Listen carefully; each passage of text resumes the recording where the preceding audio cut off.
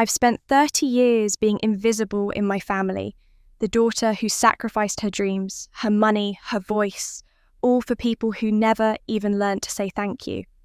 But at my sister's wedding, when her 8-year-old son grabbed the phone from my hands and hurled it into the decorative fish tank, something inside me finally snapped. My mother laughed. "It's just a joke. Don't be so dramatic." My sister rolled her eyes. "God, just buy a new one. Why do you always make everything about you?" They had no idea that phone wasn't mine. They had no idea it belonged to my CEO, containing encrypted data worth millions, and the surprise announcement that would have changed my life forever. And when that CEO walked into the reception and asked in front of 200 guests, "Has anyone seen my phone?"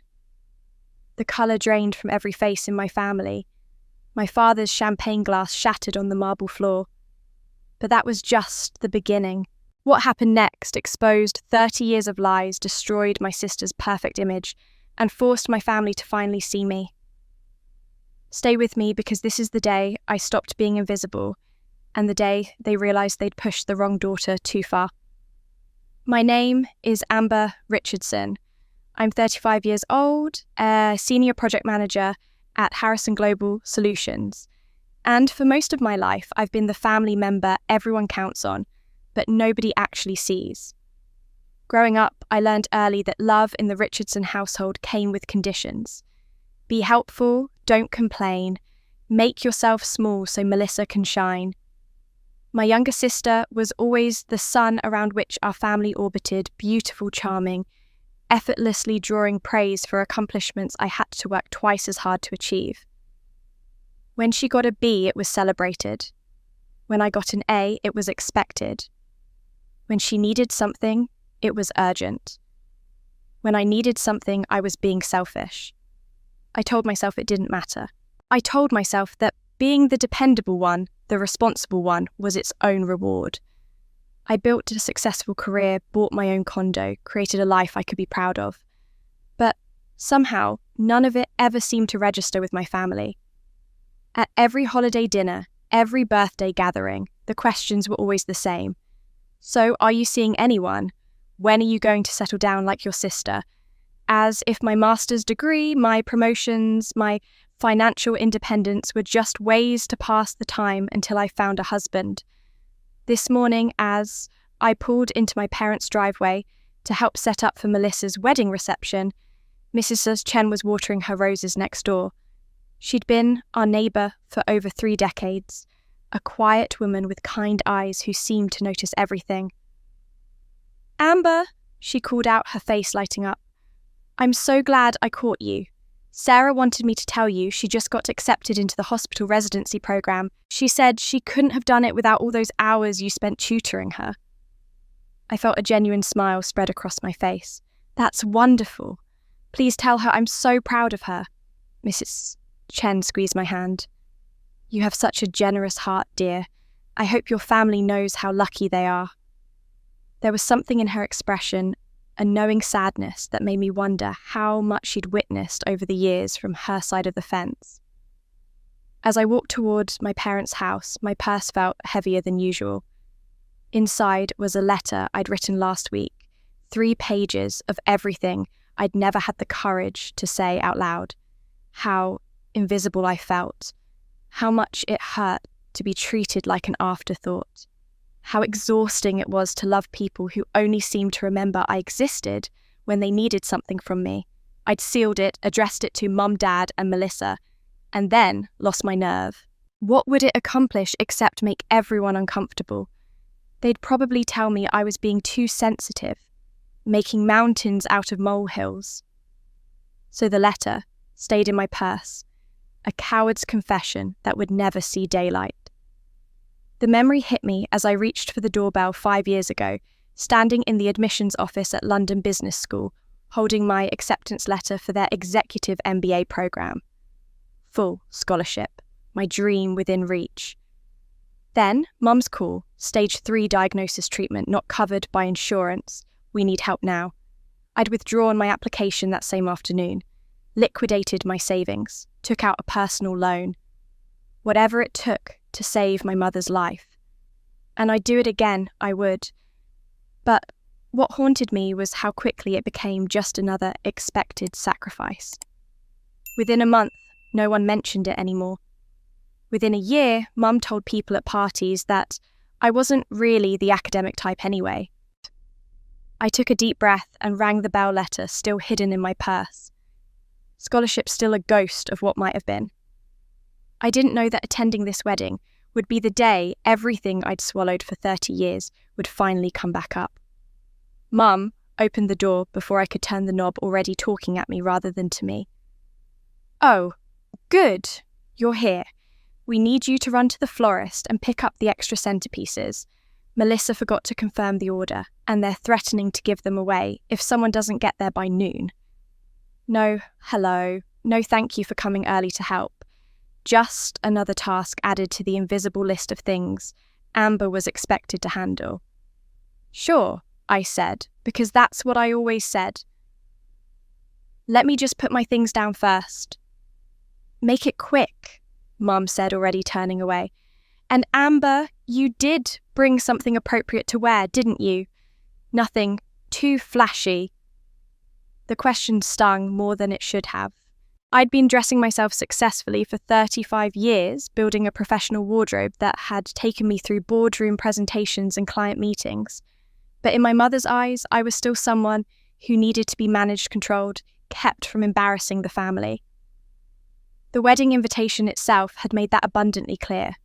It had arrived 3 weeks after Melissa sent out the rest of them. I knew because Mum's book club friends had been talking about it for a month before mine showed up. When I finally opened the cream-coloured envelope, a sticky note was attached to the formal card in Melissa's looping handwriting. "Please don't dress too fancy. I don't want you drawing attention from the bride. Keep it simple and understated. Thanks." I'd stared at that note for a long time, trying to decode what it really meant. Was my sister actually worried I'd somehow outshine her on her wedding day? Me, the invisible daughter who'd spent decades perfecting the art of fading into the background, or was it just one more way of putting me in my place, reminding me that even at her wedding my role was to diminish myself? I'd chosen a simple navy dress, elegant but unremarkable, expensive but understated, the kind of thing that wouldn't draw a second glance, exactly what she'd asked for. Mum had called me 2 days ago with additional instructions. "Melissa wants you to know the ceremony starts at 3 o'clock sharp," she'd said. "Please don't be late and make a scene. You know how you can be." I didn't know how I could be. In my entire life, I'd never been late to a family event. I was the one who arrived early to help set up, who stayed late to clean up, who could be counted on to handle whatever crisis emerged. But somehow, in the family narrative, I was the unreliable one who needed to be reminded, managed, warned. "I'll be there on time, Mum," I'd said quietly. "And please, just show up quietly. Sit in the back if you need to. This day is about Melissa, not about you." As if I'd ever tried to make anything about me. As if I'd ever asked for attention or recognition. The irony was suffocating. Now, standing in my parents' kitchen while Mum rattled off a list of errands, I caught sight of myself in the hallway mirror. Navy dress, minimal jewellery, hair pulled back in a simple twist. I looked like someone's efficient assistant, not a guest at my own sister's wedding. Perfect. I grabbed the list and my keys, heading back out to handle the florist situation. That wasn't my responsibility, but had somehow become my problem. The universe had a way of working like that in my family. At the florist, while waiting for them to load the centerpieces into my car, I ran into one of the groom's aunts. I recognised her from the engagement party, a cheerful woman with silver hair and a warm smile. "Oh, you must be Melissa's sister," she said, her face lighting up with recognition. "I thought I recognised you from the photos." "Yes, I'm Amber," I said, extending my hand. She shook it warmly. "It's so nice to finally meet you. Melissa has told us a bit about you. She mentioned you've been between jobs lately. That must be stressful during such a busy time." The words hit me like cold water. Between jobs, I'd been with Harrison Global for 7 years, had just received my third promotion 6 months ago, was currently managing a $15 million project portfolio between jobs. "I'm sorry," I said carefully, my mind racing. "There must be some confusion. I'm a senior project manager at Harrison Global Solutions. I've been there for 7 years. The aunt's expression shifted, confusion crossing her features. "Oh, I must have misunderstood." Melissa made it sound like you were going through a career transition. "How wonderful that you have such a stable position." I smiled, but it felt like my face might crack. "Yes, very stable. If you'll excuse me, I need to get these flowers loaded." In my car hands gripping the steering wheel, I tried to process what I'd just learned. Melissa had been lying to her future in-laws about me, telling them I was unemployed or struggling or something less than what I actually was. Why, what purpose did it serve to diminish me to people who didn't even know me? Yours? The answer settled in my chest like a stone. It made her look better by comparison. The successful daughter with the stable marriage and the bright future contrasted against her struggling older sister who couldn't quite get her life together. It was a story Melissa had been telling in small ways our whole lives, but hearing it spoken out loud by a stranger made it real in a way that hurt. I should have confronted her. I should have called her right then and demanded an explanation. But I didn't, because that's what family does, right? We swallow the hurt. We show up anyway.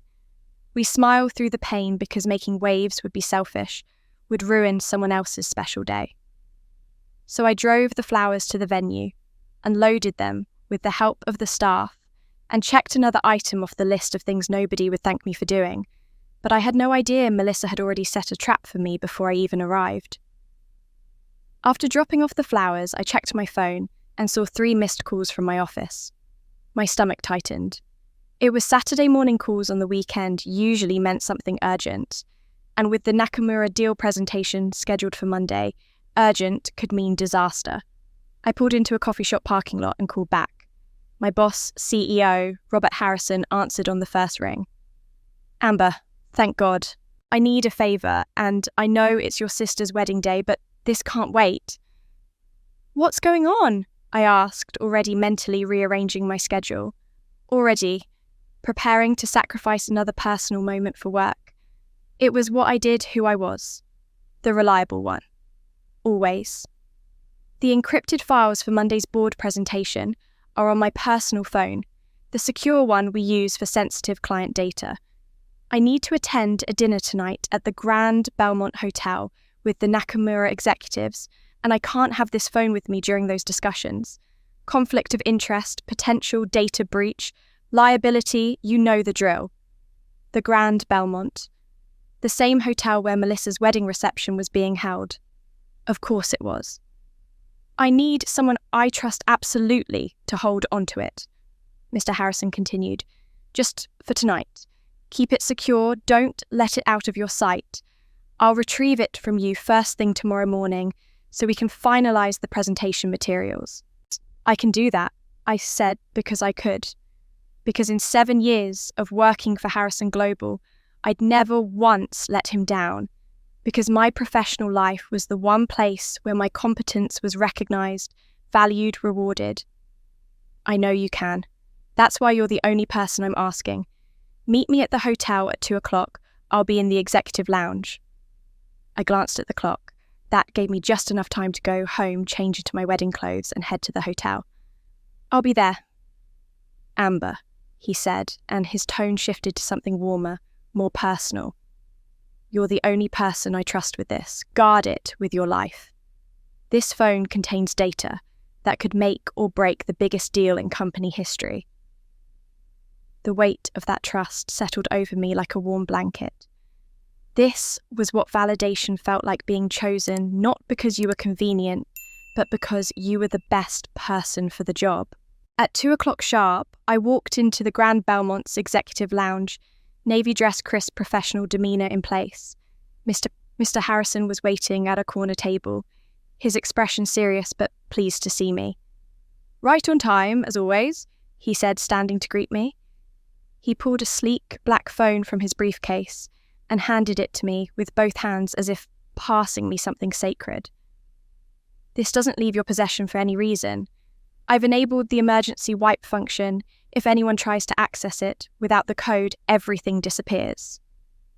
I slipped the phone carefully into my purse next to the letter I'd never have the courage to send. It's safe with me, Mr. Harrison. I know it is. He smiled, then something mischievous flickering across his face. And, Amber, I have good news for you tonight. But it's a surprise, so don't ask. Curiosity sparked, but I kept my expression neutral. I wouldn't dream of it. That's what I appreciate about you. You understand boundaries, discretion. It's rare. He glanced around the elegant lounge, gesturing toward the ornate crown moulding and discreet cameras positioned at strategic angles. This hotel has excellent security cameras everywhere, by the way. One of the reasons I chose it for tonight's dinner. Can't be too careful with executives who are notorious for recording conversations. I nodded, filing away the information without really thinking about why he was telling me. It seemed like casual conversation, the kind of small talk that fills the space between professional transactions. Your sister's reception is here tonight too, isn't it? He asked. Yes, in the grand ballroom, starting at 5. Well, enjoy yourself. You work too hard, you deserve a night off. He checked his watch. The Nakamura team arrives at 6, so I'll be occupied all evening. Let's plan to meet at my office tomorrow at 9. We'll go through everything then. I thanked him and watched him head toward the restaurant where his dinner would take place. Then I checked my own watch. 3 hours until Melissa's reception. My plan was simple: show up, congratulate her stay for an hour, maybe 2 at most, then head home to review the presentation materials one more time. Monday's meeting was too important to leave anything to chance, and I wanted to be prepared to discuss the data with Mr. Harrison in the morning. The phone in my purse felt heavier than it should, a physical reminder of the trust someone had placed in me. At work, I was valued. At work, people knew what I was capable of. At work, I wasn't invisible. I headed to the hotel bathroom to touch up my makeup before the wedding, checking my reflection one more time. Simple. Understated. Exactly what Melissa had asked for. The phone was secure in my purse, zipped into the interior pocket, where nothing could happen to it. I thought about Mr. Harrison's surprise, let myself imagine what good news might be coming my way. A bonus, another promotion, recognition for the countless hours I'd poured into making the Nakamura deal happen. Whatever it was, I'd earned it. That knowledge sat warm in my chest, a small comfort against the cold reality of walking into a wedding where I'd been lied about, diminished, treated like an obligation rather than family. I could handle one evening. Smile, congratulate, fulfill my duty as the older sister. Then get back to the life I'd built, the career where I mattered the world, where Amber Richardson was someone important. I had no idea this phone would become the catalyst that would expose 30 years of family lies. The Grand Belmont's ballroom was already a flurry of activity when I arrived at 4:30. White roses and crystal centerpieces adorned every table. Soft, classical music played through hidden speakers, and staff members in crisp uniforms moved efficiently through their final preparations. It was beautiful, elegant, exactly what Melissa had always dreamed of. I'd barely stepped through the doorway when Mum materialized in front of me, her face flushed with stress. Amber, finally. Where have you been? I told you I'd be here by 4:30, I said evenly. The reception doesn't start until 5. We needed you earlier. We're short-staffed and everything is falling apart. She grabbed my arm, steering me toward the side hallway where the bridal party was assembling. The coordinator we hired called in sick, and half the servers haven't shown up yet. You have to stay and help with the kids during the ceremony and reception. My stomach sank. Mum, I can't stay the whole time. I have work to finish tonight. Work? Her voice rose sharp with disbelief. Your sister is getting married, Amber. This is a once-in-a-lifetime event. You can't possibly be thinking about leaving early to do work. I have a critical presentation on Monday. You always have something, she cut me off. Some excuse why you can't fully commit to this family. Do you have any idea how it would look if you just breezed in and out? People would talk. They'd think we're not close, that there's some kind of problem. You have to stay at least through dinner and the first dance. Leaving early would embarrass us. The familiar weight settled over my shoulders. The guilt, the obligation, the unspoken message that my needs were selfish, that considering my own priorities was a betrayal of family loyalty. "Fine," I heard myself say. "I'll stay through dinner." Mum's face relaxed immediately. "Good. Now, Liam needs someone to watch him during the ceremony. He's 8, so he should be fine, but you know how energetic he gets. Just keep him quiet and out of trouble." Sure. She disappeared before I could respond, leaving me standing in the hallway holding my purse a little tighter, very aware of the phone nestled inside. I just have to be careful, keep Liam occupied with something calm and quiet, then get through the reception as quickly as possible. The ceremony itself was lovely. Melissa looked stunning in her lace gown, and her groom gazed at her with genuine adoration.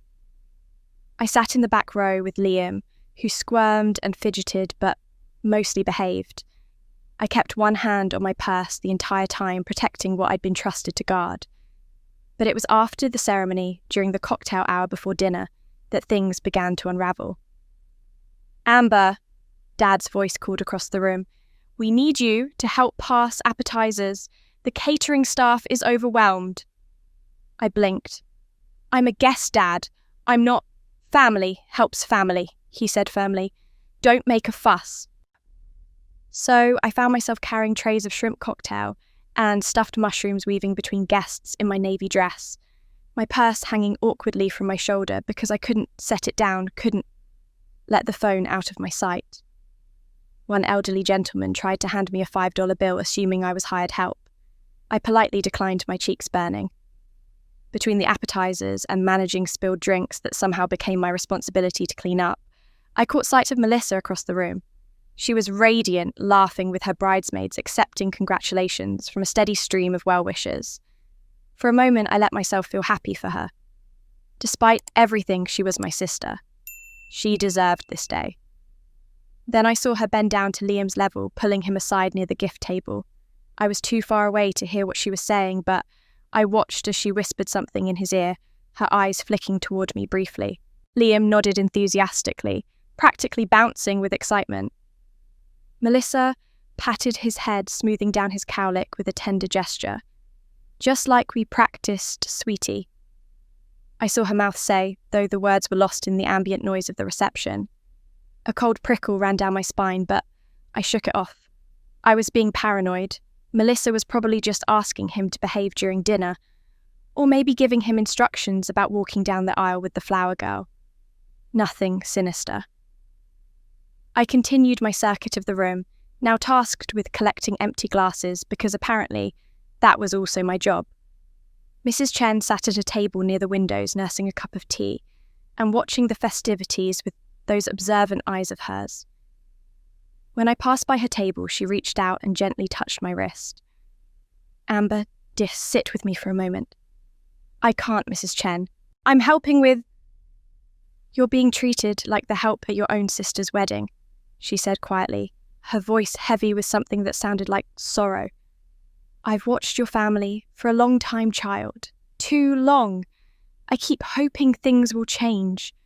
There was something in her expression that made my throat tight, a knowing sadness as if she'd witnessed this exact pattern play out for decades and knew exactly how it would end.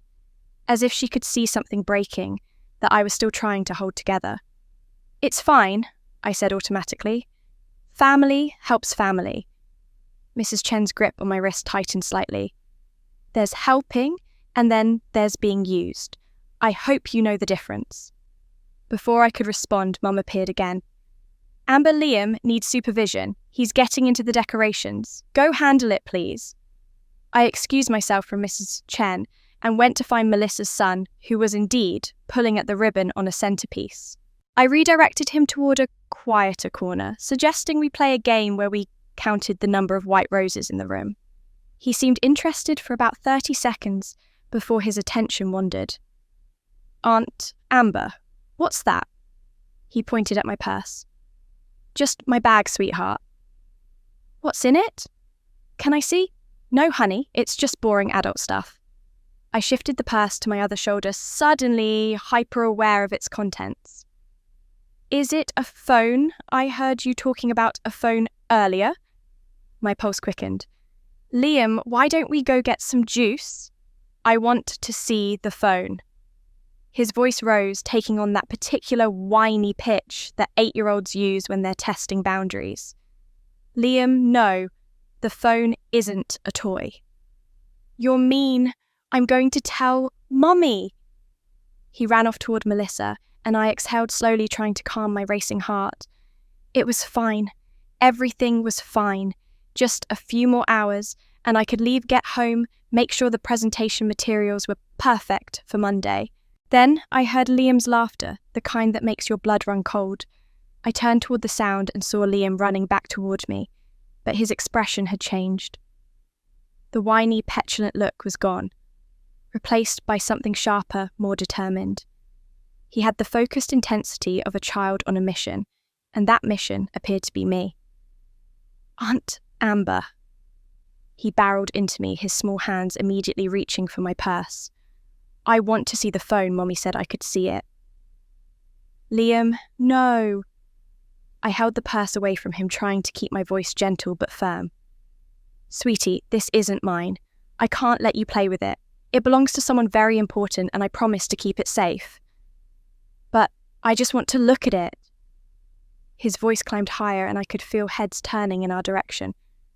Please, Aunt Amber, just for 1 second. I'm sorry, honey, but I can't. How about we go look at the cake instead? I heard it has 5 layers. He grabbed at my purse again this time, with both hands yanking hard enough that the strap dug into my shoulder. I want the phone. Give it to me. Liam, stop it. I said no. I gently but firmly removed his hands from my purse, crouching down to his eye level. I know you're excited, and there's a lot going on, but this is something I cannot share with you. Do you understand?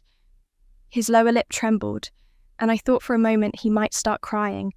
Instead, his face turned red, and he screamed, "You're mean! I hate you!" The ballroom seemed to pause. Conversations faltered. People turned to stare at the commotion. And then, Mum was there, sweeping in like a storm, her smile brittle and her eyes flashing with anger. Amber, what on earth is going on? Why is Liam so upset? He wants to play with a phone I'm holding for someone, and I explained that I can't. Just let him play for 5 minutes. Mom interrupted, her voice sharp enough to cut.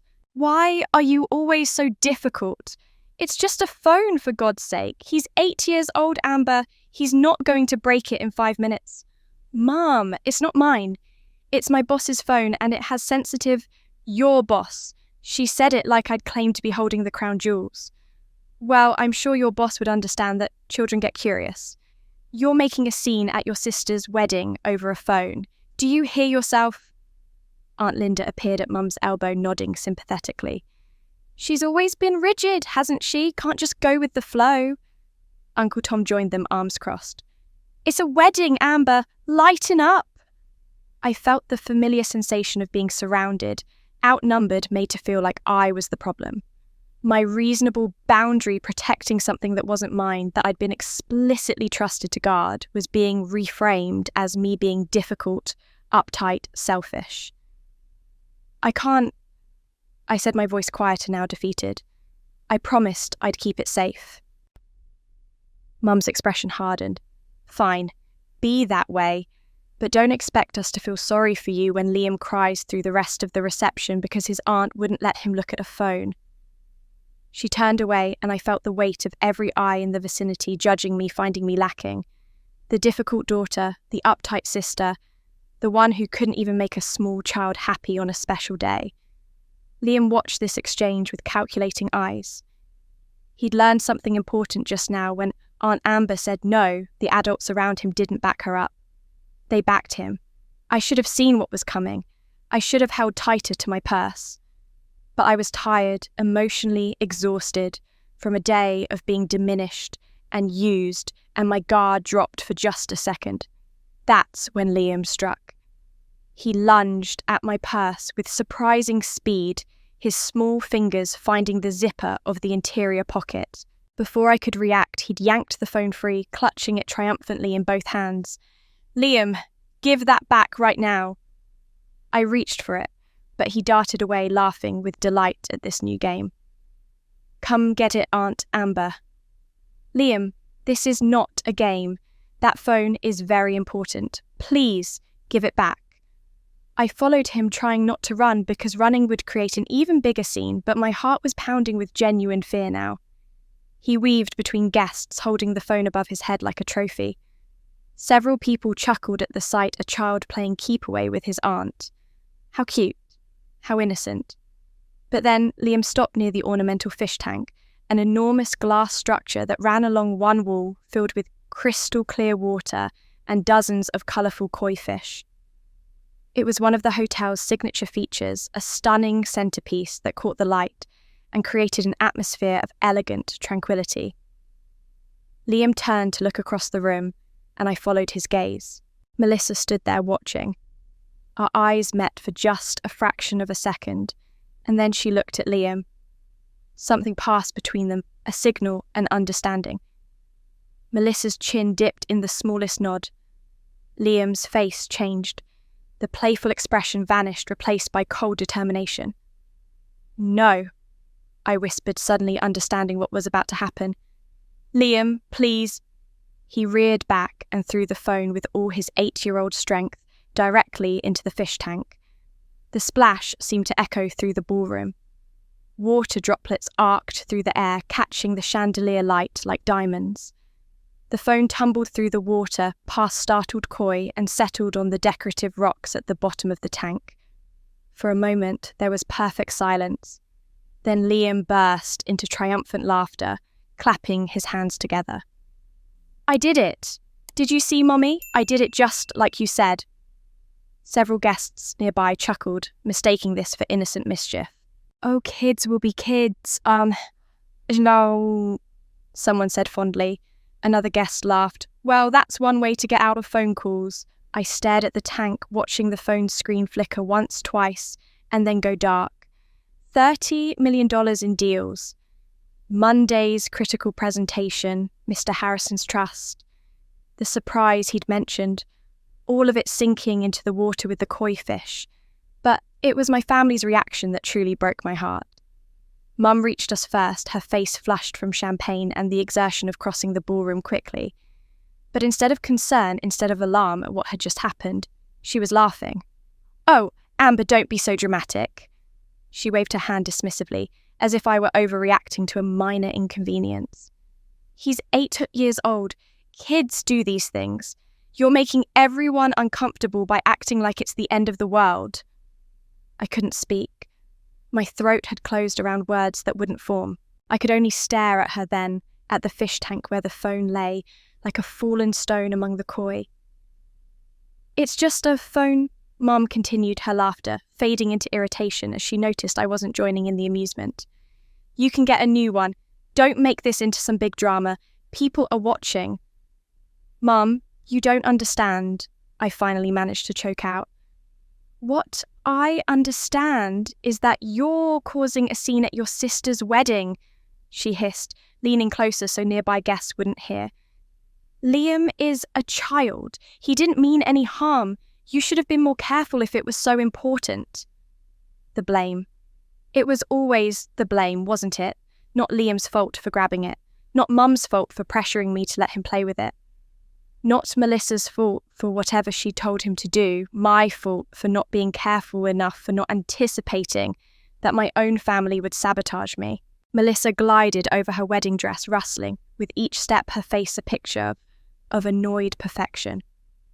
She looked at the fish tank, at Liam, beaming with pride at me standing frozen in shock, and rolled her eyes with such theatrical exasperation that several guests noticed. "Just buy a new phone, Amber." She said it like I was a slow child who couldn't grasp a simple concept. "God, you always have to make everything about you, don't you? This is my wedding day, my special moment, and somehow you've managed to turn it into a spectacle about a phone. Melissa, You don't, it's not, my voice cracked. You're embarrassing me, she said coldly. In front of my husband's family, in front of everyone. Can't you just once let me have something without ruining it? The injustice of it stole my breath. I was ruining her wedding. I was the one causing problems. Not the fact that she'd apparently coached her son to destroy something of immense value. Not the fact that she'd been lying about me to her in-laws, diminishing my career and my life to make herself look better by comparison. This isn't my phone, I said, my voice rising despite my efforts to stay calm. It belongs to my CEO. It has sensitive company data on it. I was trusted to protect it, and now... Oh, please, Dad, cut in, appearing at Mum's shoulder with a glass of scotch in his hand. His face was red, his words slightly slurred. Your CEO's phone. Sure, it is Amber.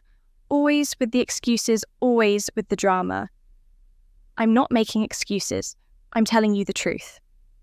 The truth is, you can't just relax and enjoy a family event. Dad continued, his voice getting louder. You always have to find something to complain about, something to make yourself the victim. It's exhausting. Other relatives were gathering now, drawn by the commotion. Aunt Linda shook her head sympathetically at Melissa. I'm so sorry your sister is making such a fuss, dear. On your wedding day of all days. Uncle Tom nodded in agreement. Kids will be kids, Amber. Learn to take a joke. A joke. They thought this was a joke. I looked around at their faces. Mum's irritation, Dad's dismissiveness, Melissa's cold satisfaction, the relatives' judgment. Not one person was listening to me. Not one person cared that something catastrophically bad had just happened. They'd already decided I was being dramatic, difficult, selfish. My hands were shaking as I kicked off my heels and hiked up my navy dress. Without a word, I waded into the shallow end of the fish tank, the water soaking through my stockings, the cold shocking against my skin. Koi scattered in alarm as I reached down and grabbed the phone from among the decorative rocks. Amber, what are you doing? Mum's voice was sharp with embarrassment. Get out of there. You're making a complete fool of yourself. I climbed out, water streaming from my dress, pooling on the marble floor beneath me. The phone lay in my palm screen, black water dripping from every edge. Completely, utterly ruined. I stared at it, this device that had represented trust, responsibility, the respect of someone who valued my competence. Mr. Harrison had said, "You're the only person I trust with this." And I'd failed him. No, they'd failed him. My family had failed him. I looked up at their faces, still unconcerned, still annoyed with me for making a scene, for not just laughing it off and buying a new phone like Melissa suggested. As if phones were interchangeable. As if trust could be purchased at an electronics store. Something inside me shifted. It was like a tectonic plate that had been grinding against its neighbour for decades, finally slipping, causing an earthquake in my soul. I thought of the letter in my purse, the one I'd been too afraid to send because I didn't want to cause trouble. I thought of the MBA scholarship I'd sacrificed. I thought of every time I'd made myself smaller, quieter, less important, so they could shine. I thought of Melissa lying about my employment, of being treated like hired help at my own sister's wedding, of 35 years of being invisible unless they needed something from me. I'm done, I whispered. What? Mum frowned. I said, I'm done. My voice was stronger now, clearer. I'm done being the one you blame. I'm done being the one who sacrifices everything and gets nothing in return. I'm done. Amber Richardson, you're being ridiculous, Dad started, and that's when a commanding voice cut through the chatter. Amber, do you still have my phone? The ballroom seemed to contract around that voice. Conversations didn't just pause, they stopped mid-word, mid-breath. The quartet, playing soft background music, faltered the violinist's bow, scraping slightly off-key before trailing into silence. I turned toward the entrance, and there was Robert Harrison, CEO of Harrison Global Solutions, walking into my sister's wedding reception like he owned the building. which, given his net worth, he probably could have if he'd wanted to. He wore a charcoal suit that probably cost more than my car, his silver hair perfectly styled, his presence commanding in that effortless way that comes from decades of making decisions that affect thousands of lives. He was flanked by two men I recognized as Nakamura executives, the Japanese clients whose deal depended on the data that was now waterlogged in my hand. Several guests recognized him immediately. I heard the whispers ripple through the crowd like wind through wheat. Is that Robert Harrison? The Harrison Global CEO. What's he doing here? Oh my God, that's Robert Harrison! The atmosphere shifted from festive celebration to something else entirely nervous, anticipation, curiosity, the electric feeling that comes when someone truly important enters a room. People straightened their postures. Conversations became quieter, more careful. Even the hotel staff seemed to stand a little taller. Mr. Harrison's eyes found me across the ballroom, and his face lit up with that warm, professional smile I'd seen him use in countless board meetings. He excused himself from the Nakamura executives and walked directly toward our little cluster of family drama, his stride confident and unhurried. "Amber," he said, as he approached, his tone friendly and apologetic. "Sorry to interrupt what I'm sure is a lovely celebration. I know you're off duty, but I just wrapped up my dinner earlier than expected. Do you still have my phone? I need to make a quick call before the Tokyo market sets close, just a brief confirmation with our trading partners. Should only take a moment of your time."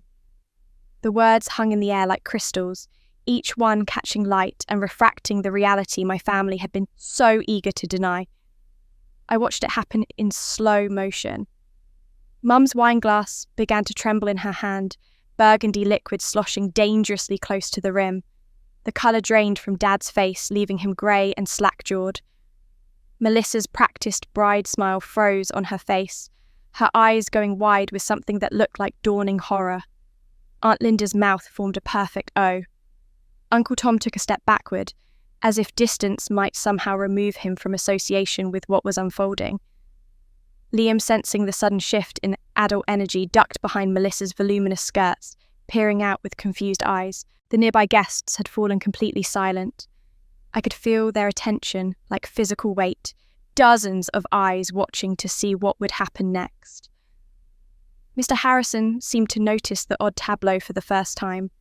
His smile dimmed slightly as he took in my soaking wet dress, the puddle around my feet, the ruined phone clutched in my hand, the frozen expressions of my family members. "Amber." His voice shifted concern, replacing the casual friendliness. "Is everything all right?" For the first time in hours, maybe for the first time in years, I felt completely calm. The chaos inside me had settled into something crystalline and clear. I wasn't afraid anymore. I wasn't worried about making a scene or embarrassing anyone or being seen as difficult. I looked at Mr. Harrison and spoke with quiet confidence, my voice steady and professional despite my bedraggled appearance. "Mr. Harrison, I'm afraid there's been an incident." I held up the phone, water still dripping from it, onto the marble floor. "Your phone was thrown into that fish tank by my nephew." I watched his eyes track from my face to the phone, to the ornamental fish tank with its decorative koi, then back to the phone in my hand. His expression went through a rapid series of changes: confusion, disbelief, comprehension, and finally something hard and cold that I'd only seen him use in the most serious business negotiations. "I see," he said quietly, then louder. And this was an accident. It was the question I'd been waiting for, the moment that would determine everything that came next. I could lie. I could protect my family the way I'd always protected them, taking the blame, making excuses, smoothing over their mistakes at my own expense. I looked at Melissa, who was shaking her head almost imperceptibly, her eyes pleading with me to just play along, to not ruin everything. I looked at Mum, whose trembling had spread from her wine glass to her entire body. I looked at Dad, who seemed to have aged 10 years in the last 30 seconds. I looked at Liam, still hiding, still not understanding the magnitude of what he'd done. Then I looked back at Miss Harrison and told him the truth. No, sir, it wasn't an accident. My nephew was instructed to take the phone from me. When I refused to let him play with it, my family pressured me to give it to him, calling me difficult and dramatic for trying to protect it. When I still refused, he grabbed it from my purse and deliberately threw it into the fish tank. I heard him say, "I did it just like you said, Mummy," immediately after. The silence that followed was absolute. Even the ambient noise of the hotel, the distant kitchen sounds, the air conditioning, the murmur of other events in other rooms seemed to have been swallowed by the gravity of what I'd just said. Miss Harrison's jaw tightened. "Just to be absolutely clear, you informed your family that this phone belonged to me, that it contained sensitive corporate data." "Yes, sir, multiple times. I explained it wasn't mine and I couldn't let anyone handle it. I was told I was being difficult and making a scene." He turned to look at my family then, and I saw several of them physically flinch under his gaze. It was the look of a man who'd built a billion-dollar company through calculated decisions and zero tolerance for carelessness. "I see," he said again, his voice arctic. Mum found her voice first high and shrill with panic. "Mr. Harrison, please, there's been a misunderstanding. Has there—" He didn't raise his voice. He didn't need to. Dad tried next, attempting to inject authority into his tone. "Now, see here. This is a family matter." "Is it?" Miss Harrison gestured to the ruined phone in my hand. "Because it seems to me this is a matter of corporate property being deliberately destroyed. That's not a family matter. That's a legal one." Melissa made a sound like a wounded animal. The Nakamura executives had moved closer, watching with expressions of professional interest and personal distaste. But they had no idea this was only the beginning of their nightmare. Mr. Harrison held out his hand, and I placed the waterlogged phone in his palm. He examined it with the careful attention of a surgeon, assessing damage, turning it over, watching water stream from the charging port, noting the completely black screen. His expression grew darker with each passing second. This phone contained the complete financial projections for the Nakamura merger, he said, his voice controlled but edged with steel. $30 million in pending contracts, data that took 6 months to compile, market analyses, proprietary algorithms, competitive intelligence. He looked up at my family. "It was encrypted, yes, and we have backups, but the breach protocol alone will cost us 72 hours of security reviews and potential disclosure to the SEC. Mom had gone pale. Dad swayed slightly, and I wondered if he might actually faint. But, more importantly, Mr. Harrison's expression shifted, and when he looked at me, I saw something unexpected. Regret. Genuine sadness. More importantly, this phone contained something I'd been planning all week. He turned to address the growing crowd of onlookers, his voice carrying across the ballroom with natural authority. I had planned to announce this tonight as a surprise. I actually came to this wedding specifically to deliver the news in person, in front of Amber's family, because I thought they'd want to celebrate with her. He paused, and the weight of that past tense hung heavy in the air. Amber Richardson was selected as Harrison Global's Employee of the Year out of over 3,000 employees across 12 countries. The words didn't register at first. I heard them, but they seemed to be about someone else, some other Amber, in some other universe where good things happened to her. The award comes with a $50,000 bonus. Mr. Harrison continued, his eyes never leaving mine. And a 2-week family vacation package to the destination of her choice, all expenses paid, including airfare and accommodations for up to 6 family members. I had the official notification, the award letter, and the travel vouchers all loaded on that phone. I was going to present them to her tonight here, so her family could share in the moment. The ballroom erupted in gasps and murmurs. The sound washed over me like a wave. Wait, she works for Harrison Global. Employee of the Year out of 3,000 people, $50,000. Didn't someone say she was unemployed? I watched Melissa's face cycle through emotions too quickly to name. Shock, disbelief, confusion, and then something worse, the dawning realization of what she'd done. The room seemed to tilt around her and she grabbed onto a nearby chair for support. Mum's wine glass slipped from her fingers. Unlike Dad's earlier drop, she didn't try to catch it. It fell almost in slow motion, hitting the marble floor and shattering into a spray of glass and burgundy liquid that splattered across her cream-coloured shoes. Dad's champagne glass followed a second later, as if in sympathy.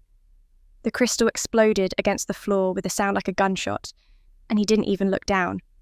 He was staring at me as if seeing me for the first time in his life. "Employee of the year," he whispered. "But you never said." "We didn't know." "I tried to tell you," I said quietly. "Tonight, earlier, many times before, but no one ever listened." The groom's parents had moved closer, their expressions shifting from confusion to understanding to something that looked like horror. The groom's mother leaned toward her husband and whispered something I couldn't hear, but I saw her eyes dart toward Melissa, then toward Liam, then back to her son with a look that said, "What kind of family did you marry into?" Other guests from the groom's side were having similar whispered conversations. I caught fragments. "Told us the sister was struggling between jobs," she said. "That child destroyed $50,000. What kind of people raise a kid to do that?" Melissa heard them too. I watched the colour drain from her face until she was nearly translucent, her carefully applied makeup standing out in harsh relief against her pallor. Her hands clutched at her wedding dress, crushing the expensive fabric. "Mr. Harrison," she started, her voice cracking. "Please, I didn't know, we didn't realise what—" His tone could have frozen fire. "That your sister held a position of significant responsibility, that she was trusted with sensitive corporate data, or that actions have consequences." One of the Nakamura executives stepped forward, speaking in lightly accented English. "Harrison-san, is this the colleague you spoke of during dinner, the one you said exemplifies integrity and dedication?" "Yes, Mr. Tanaka, this is Amber Richardson, my senior project manager, and apparently the only member of her family who understands the meaning of professional responsibility." Mr. Tanaka bowed slightly toward me, a gesture of respect that felt more meaningful than any words. "We are honoured to meet you, Richardson-san. Your reputation preceded you." The juxtaposition was almost cruel, this stranger from halfway around the world showing me more respect in 30 seconds than my family had shown me in 35 years. Aunt Linda had backed away from our family cluster, as if trying to distance herself from the unfolding disaster. Uncle Tom was red-faced, suddenly very interested in his shoes. Other relatives who'd been so quick to tell me I was overreacting, that it was just a phone, that I should learn to take a joke, they were all finding reasons to drift toward other parts of the ballroom. Mum finally found her voice, though it came out thin and reedy. "Amber, sweetheart, why didn't you tell us about the award? We would have been so proud. Would you?" The question came out sharper than I intended, but I didn't take it back. "Would you have been proud, Mum? Or would it have been, like every other achievement in my life, expected, unremarkable, not worth mentioning?" She flinched, as if I'd slapped her. Melissa was crying now, real tears that were destroying her professional makeup job. "I didn't know," she sobbed. "Amber, I swear I didn't know about any of this.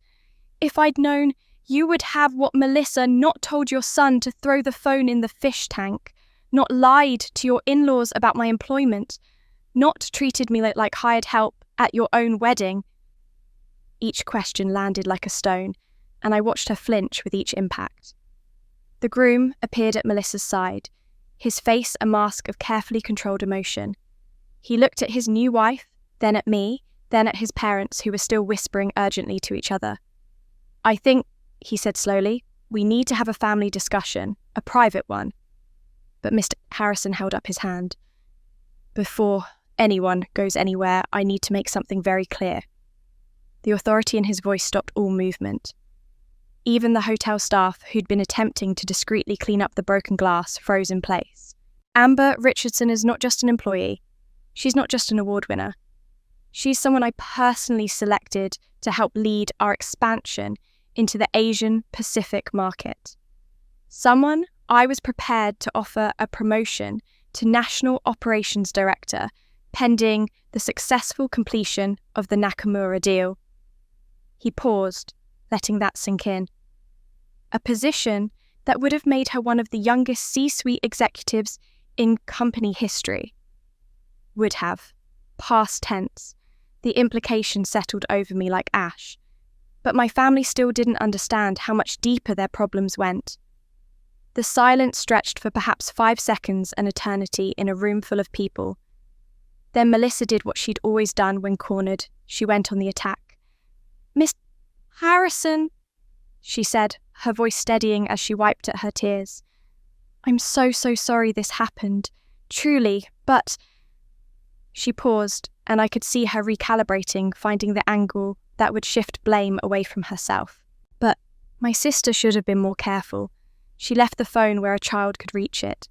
You know how kids are. They're curious, they grab things.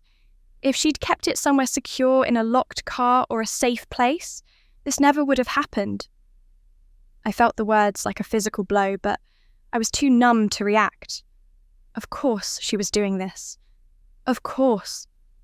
Mum latched onto the lifeline Melissa had thrown, nodding so vigorously I thought her neck might snap. Yes, exactly. Amber has always been a bit careless with belongings. We've told her so many times to be more responsible, to put important things away properly. Her voice gained confidence as she warmed to the narrative. She's brilliant at her work, clearly, but in practical day-to-day matters, she's always been scattered. Dad cleared his throat, attempting to inject gravitas into his tone. We will certainly discipline Liam appropriately. This kind of behaviour can't be tolerated, and we take full responsibility for teaching him better. He paused, then added, with remarkable audacity, "But these accidents happen when adults aren't as responsible as they should be. A phone like that should never have been accessible to a child in the first place." I watched this performance with detached fascination. They were doing it again, the same pattern I'd seen my entire life. Take something that wasn't my fault and make it my fault. Twist the narrative until I was the problem, the one who'd failed, the one who needed to do better. Mr. Harrison's expression changed. The regret and sympathy vanished, replaced by something I'd only seen him use with hostile corporate opponents during merger negotiations. His eyes went flat and cold, his posture shifted almost imperceptibly, and the temperature in the immediate area seemed to drop 10 degrees. "I'm a father of 3, he said, his voice quiet but carrying clearly across the ballroom. 2 boys and a girl ages 12, 10 and 7. I know what children are capable of, and I know the difference between curiosity and malice. I know what an accident looks like." He paused, letting his words sink in. What I witnessed was not an accident. Melissa's face went from pale to chalk white. "Furthermore," Mr. Harrison continued, his tone sharpening, "legal liability for a minor's destructive actions falls squarely on the parents." He looked directly at Melissa, then at her new husband. "Mrs. Phillips, Melissa whispered. "Melissa Phillips now. Mrs.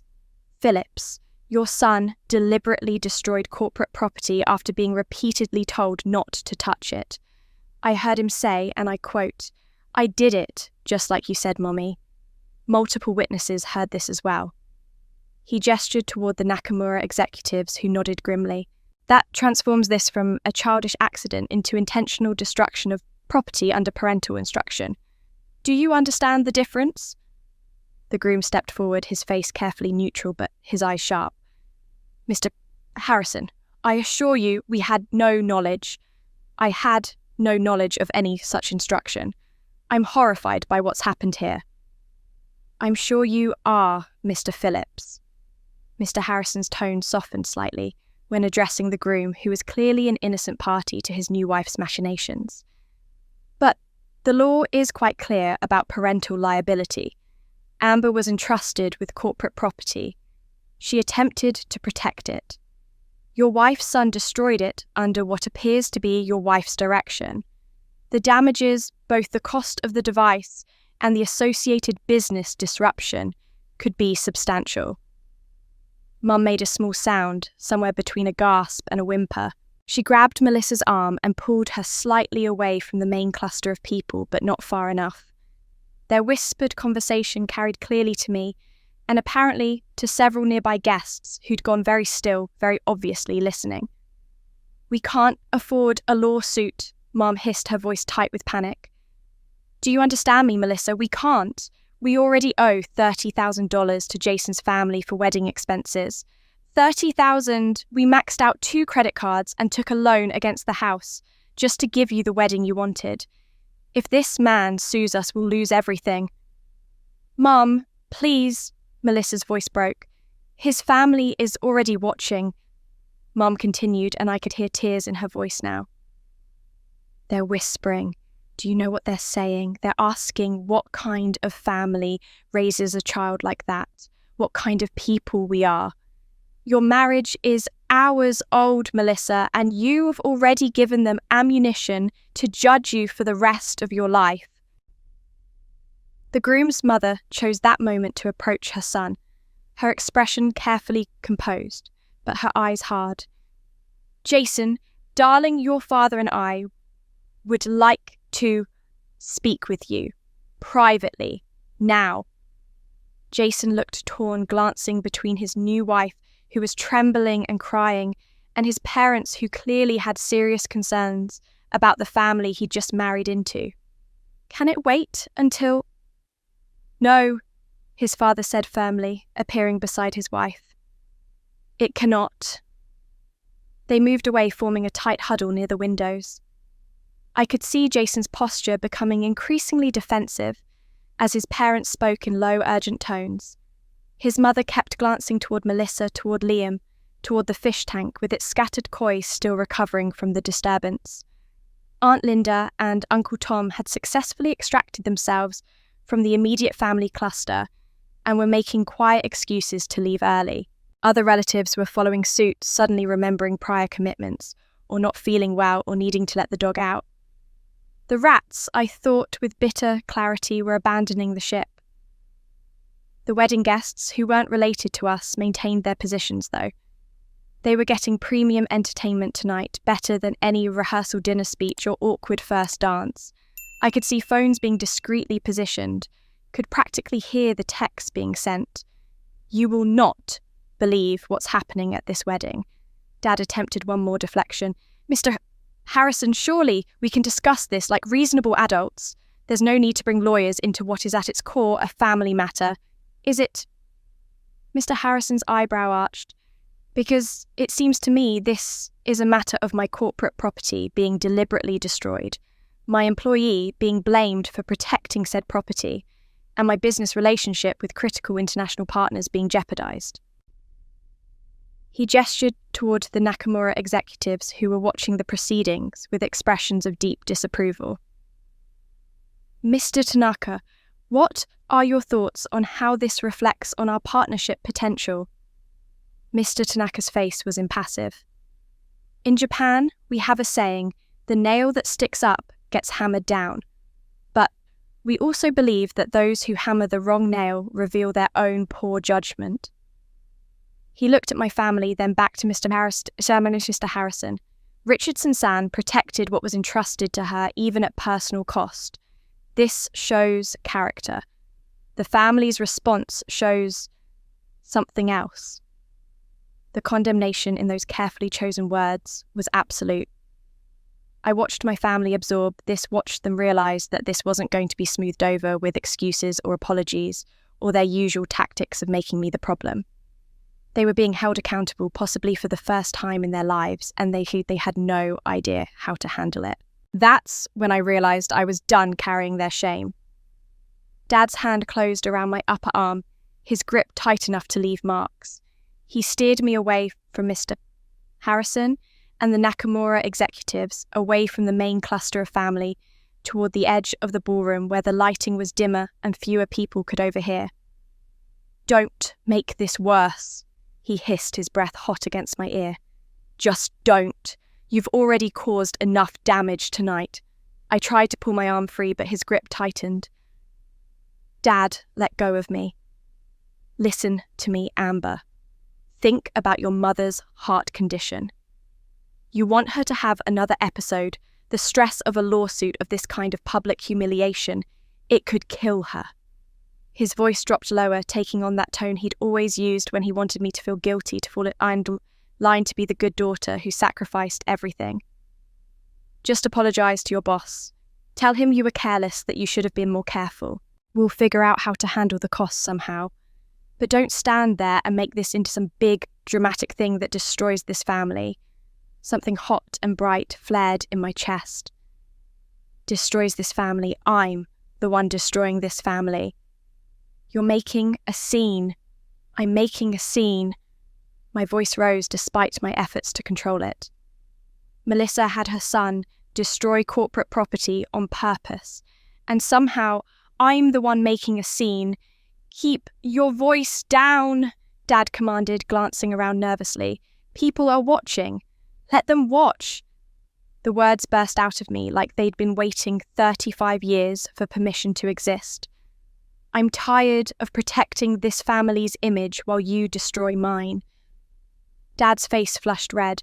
Now, you listen here, young lady. No. The word was simple, final. I'm done listening. I wrenched my arm from his grasp and walked back toward the centre of the ballroom, toward Mr. Harrison and the light and the witnesses. My purse was still hanging from my shoulder, heavier than it should be. I reached inside and my fingers found the envelope, 3 pages of everything I'd been too afraid to say. For a moment I considered pulling it out, handing it to my parents, making them read what I'd written. But then I realised something: they wouldn't read it. Or they'd read it and dismiss it, tell me I was being too sensitive, that I was misremembering, that I was making things up for attention. So instead, I stood there in the centre of the ballroom in my soaking wet navy dress, in front of 100 wedding guests and my CEO and international business executives, and the family that had never seen me, and I spoke the words out loud. I've been apologising for existing in this family for 30 years. I said, my voice clear and steady. I'm sorry for being born first. I'm sorry for not being as pretty as Melissa. I'm sorry for not being as charming or as fun or as easy. I'm sorry for every achievement that made anyone uncomfortable, for every success that wasn't celebrated because it made someone else look bad by comparison. Mum had gone very still, her face frozen in an expression I couldn't read. 5 years ago, I continued, I was accepted to the executive MBA program at London Business School, full scholarship. It was my dream, the thing I'd worked toward for years. Then, Mum got sick. My voice cracked slightly, but I pushed through. Stage 3 diagnosis. Treatment not covered by insurance. So, I withdrew my application.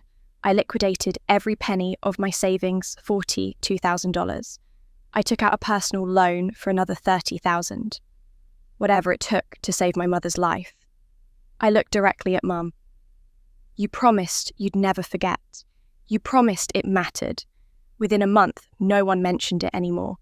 Within a year, you were telling people at parties that I wasn't really the academic type anyway. Mum's hand flew to her mouth, tears streaming down her face. But I wasn't finished. 2 years ago, Melissa called me crying. She needed money for the wedding, $8,000. She promised she'd pay me back in 6 months. I gave it to her because that's what sisters do, right? That's what family does. I turned to Melissa. 26 months later, I haven't seen a penny. But you had enough for a $4,000 Vera Wang dress and a destination bachelorette party in Cancun.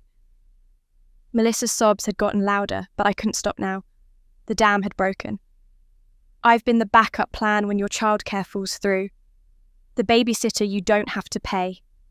The ATM that doesn't require a PIN, the emotional support animal you only remember to feed when you need something. My hands were shaking, but my voice stayed strong. And tonight, I'm the scapegoat for a phone that was deliberately destroyed under your instruction, Melissa. So, no, Dad, I will not apologise for being careless. because the only thing I was careless with was my own dignity. The silence in the ballroom was profound. Even the hotel staff had stopped moving. Then Mr. Harrison stepped forward, positioning himself slightly in front of me in a gesture that felt protective. "For the record," he said, his voice carrying across the room with absolute authority, "Amber Richardson is my most trusted senior project manager. In 7 years, she has never been careless with anything, not data, not deadlines, not corporate property, and not the trust I've placed in her." He turned to look at my family with an expression of cold assessment. "She's handled projects worth hundreds of millions of dollars. She's been given access to our most sensitive information. She's never had a security breach, never missed a deadline, never given me a single reason to doubt her judgment." He paused, letting that sink in. "Perhaps," he continued, "the problem isn't Amber's judgment. Perhaps the problem is that some people are so busy diminishing her that they've failed to recognize what they have. Or, more accurately, what they had." The past tense landed like a hammer. Mr. Tanaka stepped forward as well, standing on my other side. "In our culture, we honor those who sacrifice for family, but we also recognize when sacrifice becomes exploitation." He looked at my parents. "Richardson-san gave up her dreams to save her mother's life. This should be celebrated, remembered with gratitude every day. Instead, she was forgotten, and her generosity was taken for granted. This is not honor. This is shame." I felt tears prickling at my eyes, but they weren't tears of sadness. They were tears of relief, of recognition, of finally being seen. Around the ballroom, guests were pulling out their phones. Some were texting frantically. Others were more brazen, openly recording the confrontation. I saw at least 3 people with their cameras pointed directly at us. Melissa noticed too. Her eyes went wide with horror as she realized what was happening. "Please," she said, her voice breaking. "Please, everyone put your phones away. This is private. This is family." But it was too late. The guests were starting to take out their phones, and Melissa knew this could go viral. The whispers started like wind through dry leaves, soft at first, then building into an undeniable rustle of sound that filled every corner of the ballroom. "Did you hear what she said? The bride's nephew destroyed her sister's CEO's phone." No, it was the CEO's phone.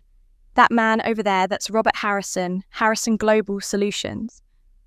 The sister was Employee of the Year, $50,000 bonus.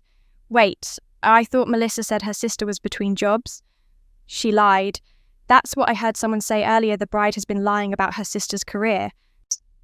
And the sister paid for the wedding, $8,000 she never got back. 26 months ago. Can you imagine your own sister? The conversations rippled outward in concentric circles, each repetition adding new details, new layers of judgment. I could track the spread of information by watching faces change, curiosity shifting to shock, shock shifting to disapproval, disapproval shifting to the particular kind of satisfaction people feel when they witness someone else's downfall and know they're not part of it. Near the windows, Jason's parents had finished their private conversation with him and were now standing together in a tight formation, their body language screaming discontent. Jason stood slightly apart from them, his face pale, his new wedding ring catching the light as he twisted it nervously around his finger. His mother, I'd met her briefly at the engagement party, a polished woman named Catherine, spoke in a voice that carried just far enough to be heard by nearby tables. She clearly intended for her words to reach certain ears. "We were told this was a respectable family," Catherine said, not quite looking at Melissa, but making sure she was in peripheral vision. "Successful, stable, good values. This is quite concerning, Robert." She used her husband's name the way people do when they want others to know they're having an official discussion, not just casual chat. Robert Phillips, Sr., nodded gravely. "The child's behaviour is troubling enough, but the mother instructing him to destroy property. The family's immediate response being to blame the victim," he shook his head, "and the financial deception claiming the sister was unemployed when she's apparently a senior executive. What else have we not been told? Jason tried to intervene. Mum, Dad, please. This is Melissa's wedding day. Exactly, Catherine cut him off. Her wedding day, and this is how her family conducts themselves. This is the environment in which she was raised. She finally looked directly at Melissa, who was standing frozen about 15 feet away, clearly hearing every word. What kind of values will she bring to our family? Jason, what kind of mother will she be? I watched Melissa's face crumple. Whatever rage or defiance had sustained her through the earlier confrontation was evaporating, replaced by raw terror. She could see her new marriage, her carefully constructed image, her perfect life, all of it dissolving like sugar in water. She turned and pushed through the crowd toward me, her wedding dress rustling with each frantic step. Several guests moved aside quickly, creating a path, their phones still recording. You! Melissa's voice shook with fury as she grabbed my arm, her perfectly manicured nails digging into my still damp skin. You're ruining my wedding. Do you see what you've done? Do you see? I looked down at her hand on my arm, then up at her face, mascara running, foundation cracking around her eyes, the beautiful bride facade completely shattered. Let go of me, Melissa. This was supposed to be my perfect day. Her voice climbed higher, edging toward hysteria. My day. For once in my life, something was supposed to be about me and you. You always have to steal the spotlight. You always have to make everything about you. The words were so absurd, so perfectly inverted from reality, that I almost laughed. Almost. But there was something in her face that stopped me, a desperate, wild quality that went beyond simple anger. Melissa, you had your perfect day, I said quietly. You had a beautiful ceremony, a gorgeous dress, a room full of people celebrating you. I was serving appetizers and babysitting. How exactly did I steal your spotlight? By being here. By existing. The words burst out of her like they'd been building pressure for years. By making everyone see that I'm not that you're... She couldn't finish the sentence, but she didn't need to. And suddenly I understood. I looked at my sister, really looked at her, and saw past the rage to the fear beneath it. Fear that she wasn't good enough, wasn't smart enough, wasn't accomplished enough. Fear that if I succeeded, it somehow made her a failure. Fear that there wasn't enough love, enough attention, enough validation to go around, so my light had to be dimmed for hers to shine. You didn't want a sister, I said softly, the realization clicking into place with devastating clarity. You wanted an audience. Someone to make you look better by comparison. Someone who would always be less than you, so you could always be more. Melissa's grip on my arm loosened. That's why you lied to Jason's family about my career. Why you told Liam to throw the phone. Why you never mentioned the money I loaned you. Because if people knew the truth, if they knew I was successful and generous and capable, then what did that make you dimmiss? Stop it, she whispered. It made you the sister who took and never gave back. The daughter who was given everything while I earned everything. The person whose value came from making me invisible. Stop it! Melissa screamed, and the ballroom went silent again. You don't know anything. You don't know what it's like to have a perfect older sister who everyone compares you to. Perfect. The word came out strangled. Melissa, they forgot I existed unless they needed something. How is that being seen as perfect? But she wasn't listening anymore. Her eyes had gone wild, darting around the room, at all the watching faces, all the recording phones, all the evidence of her perfect day imploding. I hate you, she hissed. I have always hated you, and now you've destroyed everything. Are you happy? Is this what you wanted? Before I could answer, before I could process the venom in her words, the hotel manager appeared at Miss Harrison's elbow, slightly out of breath, as if he'd been hurrying. But then the hotel manager approached with a USB drive that would change everything. The hotel manager was a thin man in his 50s with steel grey hair and the practiced composure of someone who'd seen everything twice. He held a tablet in one hand and what appeared to be a business card in the other, and he approached Miss Harrison with the deference one shows a valued client. "Mr. Harrison, sir," he said quietly, though in the unnatural silence of the ballroom, his words carried clearly. "I apologise for the interruption. I understand there's been an incident involving corporate property." Miss Harrison turned to him and I saw something shift in his expression, the cold anger softening into professional calculation. "Yes, that's correct." "I wanted to inform you personally that our security system captured the entire sequence of events. The Grand Belmont has cameras positioned throughout all public spaces, including this ballroom." He gestured subtly toward the corners of the room, where I now noticed small, discreet cameras mounted near the crown moulding. "Given the nature of the incident and your status as a valued client, I wanted to offer you access to the footage." I heard Melissa make a small, desperate sound behind me. "However," the manager continued, "per our legal compliance protocols and privacy regulations, I'll need to process the request through our corporate legal department. The footage can be provided to you within 24 hours sent to a secure email address of your choosing." Mayor Harrison pulled a business card from his wallet. "Send it here. Include timestamps and any audio if your system captured it." "Of course, sir." The manager took the card, then glanced at me with something that looked like sympathy.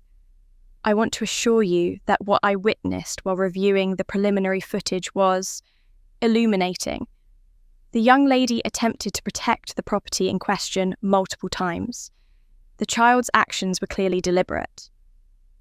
"Thank you," Mr. Harrison said. "That confirms what I observed personally." The manager nodded and turned to leave, but Mr. Harrison stopped him. "One more thing. I'll need an official incident report from the hotel as well. Time-stamped documentation of the damage witness statements from your staff, the complete security package." "I'll have everything prepared by morning, sir." After the manager left, Mayor Harrison turned to me. His expression had shifted again, no longer the protective ally, but the CEO making a difficult business decision. "Amber, I need you in my office tomorrow morning at 9 a.m. sharp. HR Director Morrison and our legal counsel will be present. We'll need a complete incident report from you, everything that happened from the moment I gave you the phone until now." He paused, and I could see him weighing his next words carefully. "I'm sure you understand that this is now an official corporate matter. There are protocols we must follow." The formality in his tone sent ice through my veins. This wasn't Mr. Harrison being supportive. This was the CEO protecting his company, documenting everything, building a legal case. And I was either a witness or a liability. I couldn't tell which. "I understand," I managed to say. He nodded curtly, then turned to address my family. "I strongly suggest you consult with legal representation. I'll be in touch regarding the damages and potential civil remedies." Then he and the Nakamura executives departed, leaving a vacuum of authority in their wake. The wedding, if you could still call it that, limped forward in the most uncomfortable fashion imaginable. The DJ, clearly uncertain what to do, started playing soft instrumental music. Some guests drifted toward the bar. Others made quiet excuses and left entirely. Melissa stood in the centre of the room, in her expensive dress, mascara stained and trembling, while Jason's parents pointedly avoided looking at her. The photographer, sensing an obligation to finish the job, tried to arrange family photos, but the resulting images must have been nightmarish. Forced smiles over hollow eyes, everyone standing just slightly too far apart. I stayed for another hour because leaving immediately would have caused even more talk, would have given them ammunition to say I'd abandoned my sister on her wedding day. So I sat at a table in the back, still in my damp dress, and watched the saddest reception I'd ever witnessed. Melissa kept glancing at me sometimes with hatred, sometimes with what looked like desperate pleading, as if she couldn't decide whether she wanted to attack me or beg for my help. Jason looked shell-shocked, sitting between his parents, who were having an intense, whispered conversation that occasionally caused him to drop his head into his hands. By 9 p.m, I couldn't take it anymore. I slipped out quietly, and if anyone noticed, they didn't try to stop me. In the parking lot, the cool night air hit my face like a blessing. I leaned against my car and finally let myself check my phone. 15 missed calls from Mum. 23 text messages from Melissa. I scrolled through them, watching the progression from apologetic to angry to threatening. Amber, please, we need to talk. You can't just leave things like this. Dad says you're being dramatic as usual. Why are you doing this to me? This is my wedding. I hate you. If you cost me my marriage, I will never forgive you. Jason's parents want him to get an annulment. This is all your fault. Please, just tell Mr. Harrison, it was an accident. I turned my phone off without responding to any of them and drove home through empty streets, my dress slowly drying against the car seat, my mind replaying every moment of the evening. In my apartment, I changed into pajamas and sat on my couch in the dark staring at nothing. Tomorrow, I had to face Mr. Harrison HR and legal counsel.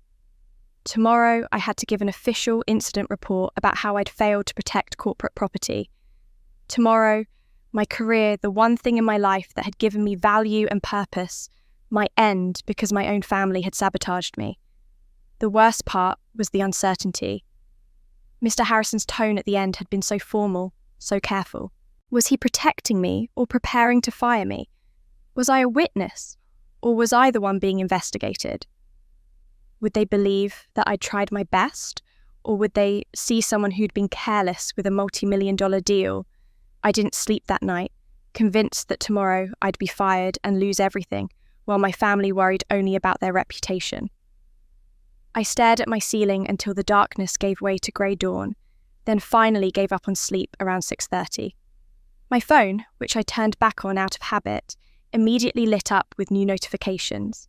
More texts from Melissa, voicemails from Mum, even a message from Aunt Linda asking if I was okay, with a concern that felt 3 parts curiosity to 1 part actual care.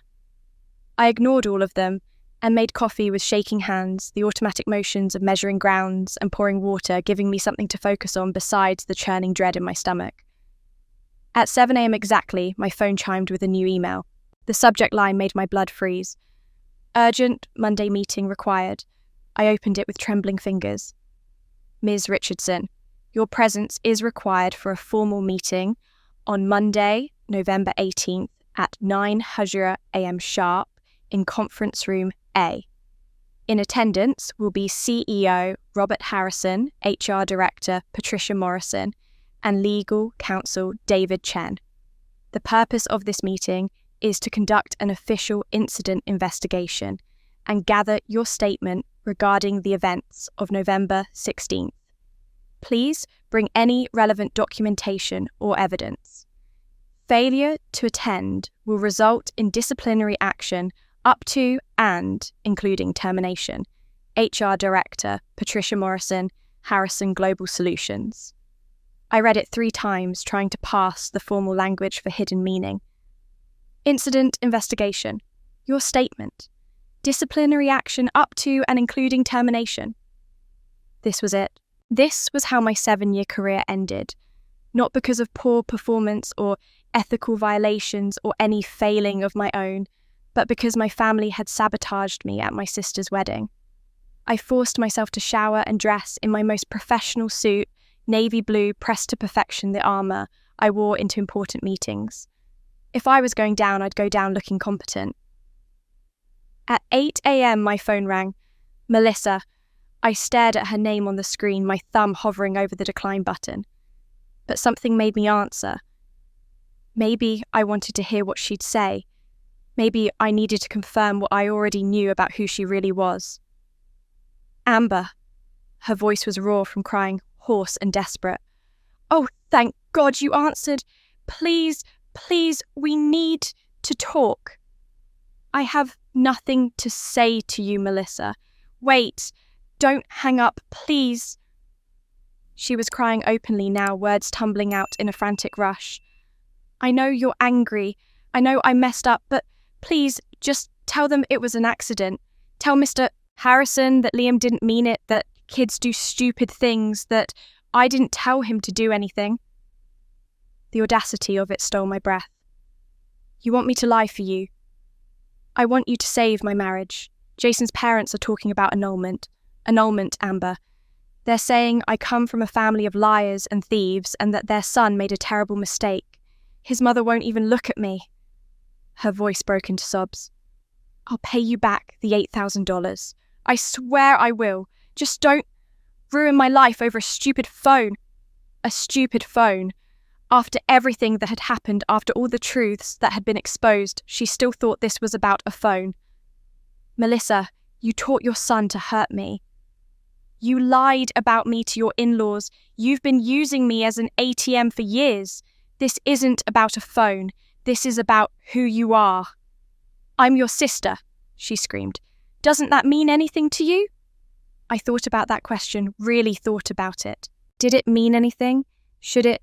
"You told me you hated me," I said quietly. "Last night in front of everyone you said you've always hated me. So, no, Melissa, right now being your sister doesn't mean anything to me at all." I hung up while she was still screaming my name.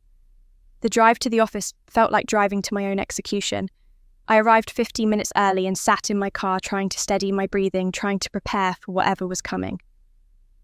At 8:55, I walked into the building. At 8:59, I stood outside conference room A, my hand on the door handle. At 9 a.m. exactly, I walked in. Mr. Harrison sat at the head of the table, his expression unreadable. Patricia Morrison, the HR director, a woman in her 50s with kind eyes but a no-nonsense demeanour, sat to his right. David Chen, our legal counsel, sat to his left with a legal pad covered in notes. "Amber, please sit," Patricia said, gesturing to the chair across from them. I sat, folding my hands in my lap to keep them from shaking.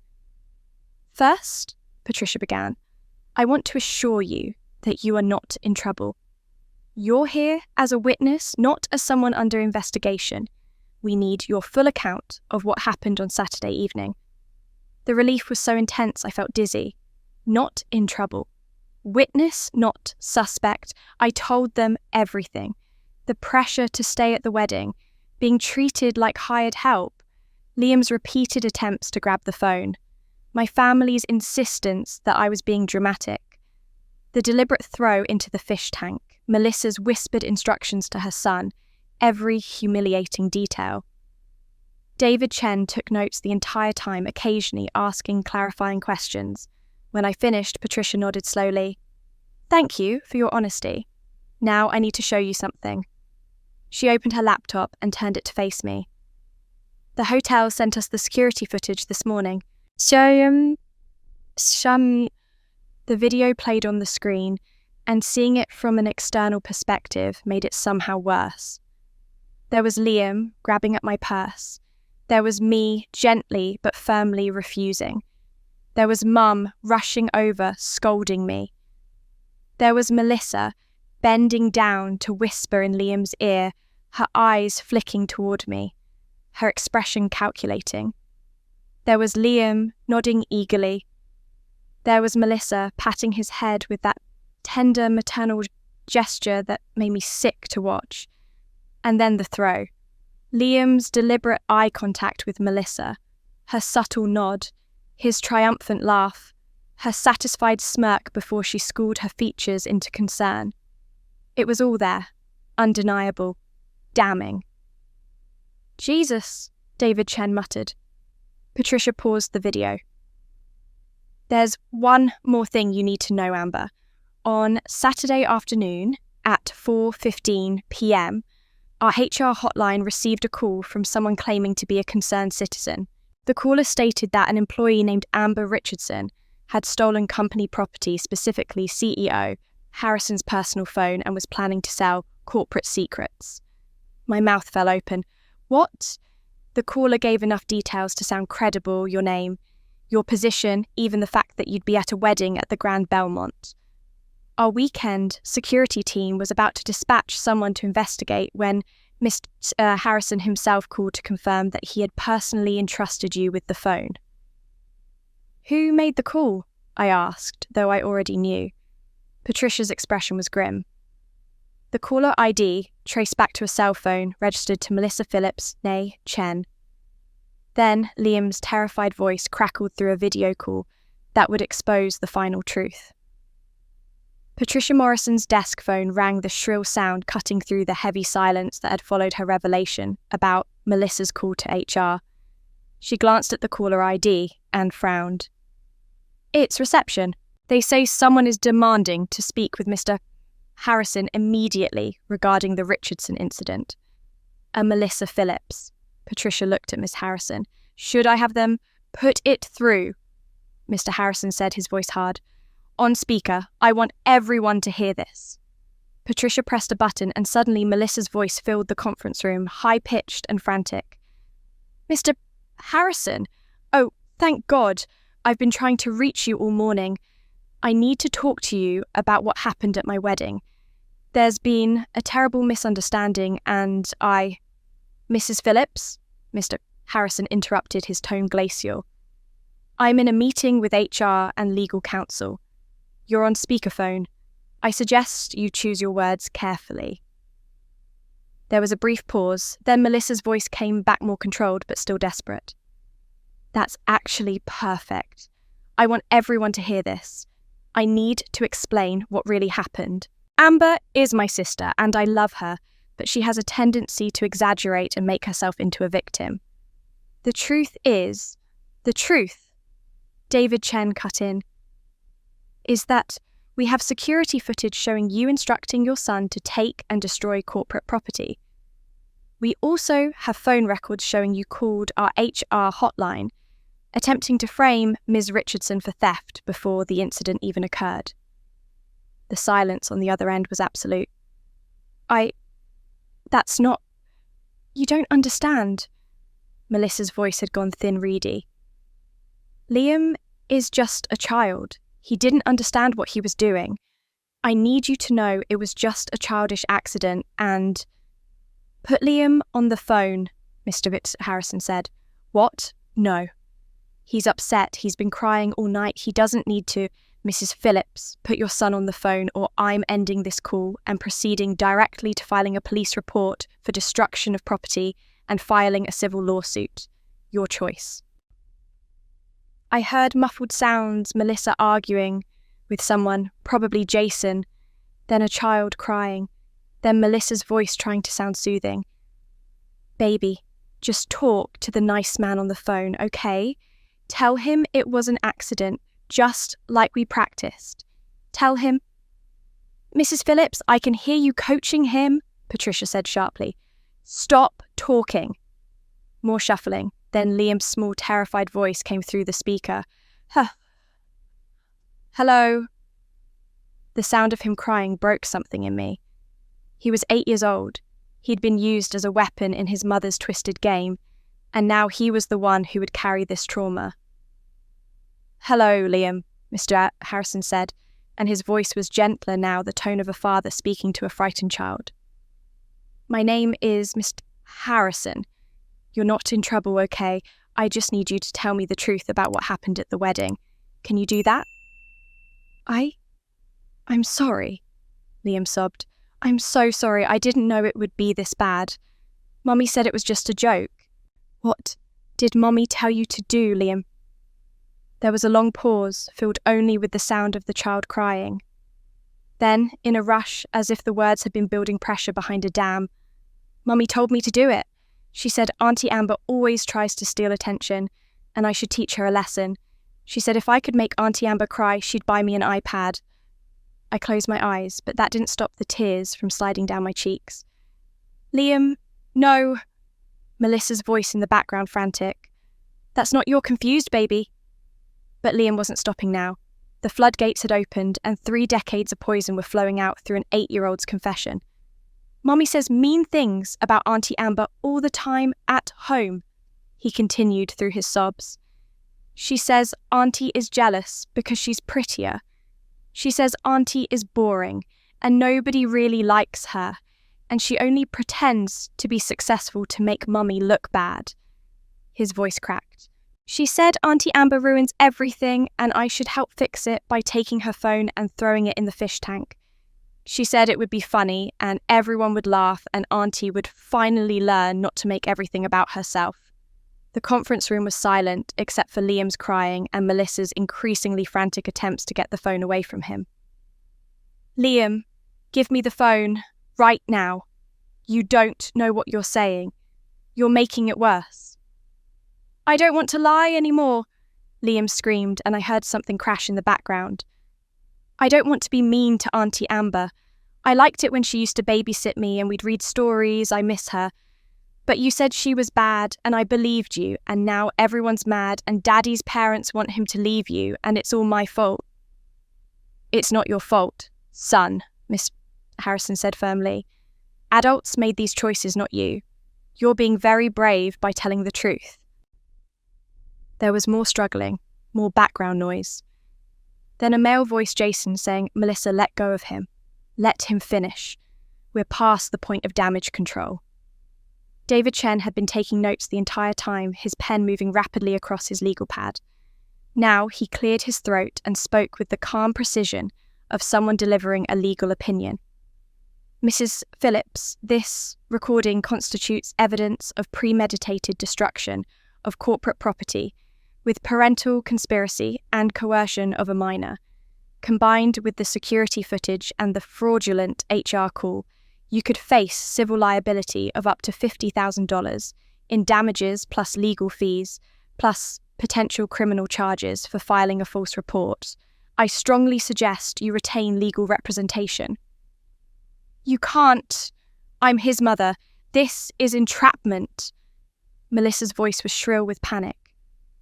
This is a business call to discuss an incident involving corporate property, David replied evenly. You chose to put your son on the line. We simply asked him to tell the truth, which he did. I'll sue you. All of you. You can't use a child's words against me. He's confused and scared and...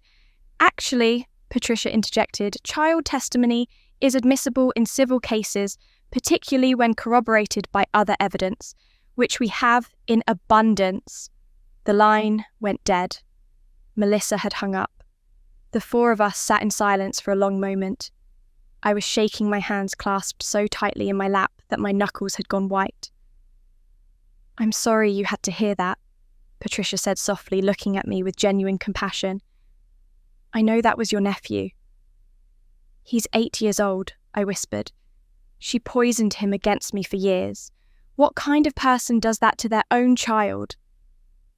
The kind of person, Mr. Harrison said quietly, who sees everyone, including her own family, as tools to be used or obstacles to be removed. He stood walking to the window. I've seen it in business. People so consumed with their own image, their own status, that they'll destroy anyone they perceive as competition. I just never expected to see it play out in a family. David Chen was still writing. I'll prepare the civil complaint this afternoon. Between the security footage, the fraudulent HR call, and Liam's testimony, we have an overwhelming case. The question is how far you want to take this, Mr. Harrison. Before he could answer, there was a knock on the conference room door. Patricia opened it to reveal the receptionist. I'm sorry to interrupt, but there's an elderly woman in the lobby. She says her name is Mrs. Chen, that she's known Amber Richardson for 32 years, and she has information about this case that we need to hear. My heart skipped. Mrs. Chen, the neighbour who'd watched everything, who'd seen the pattern of abuse playing out over decades. But someone else had been waiting 3 decades to speak up.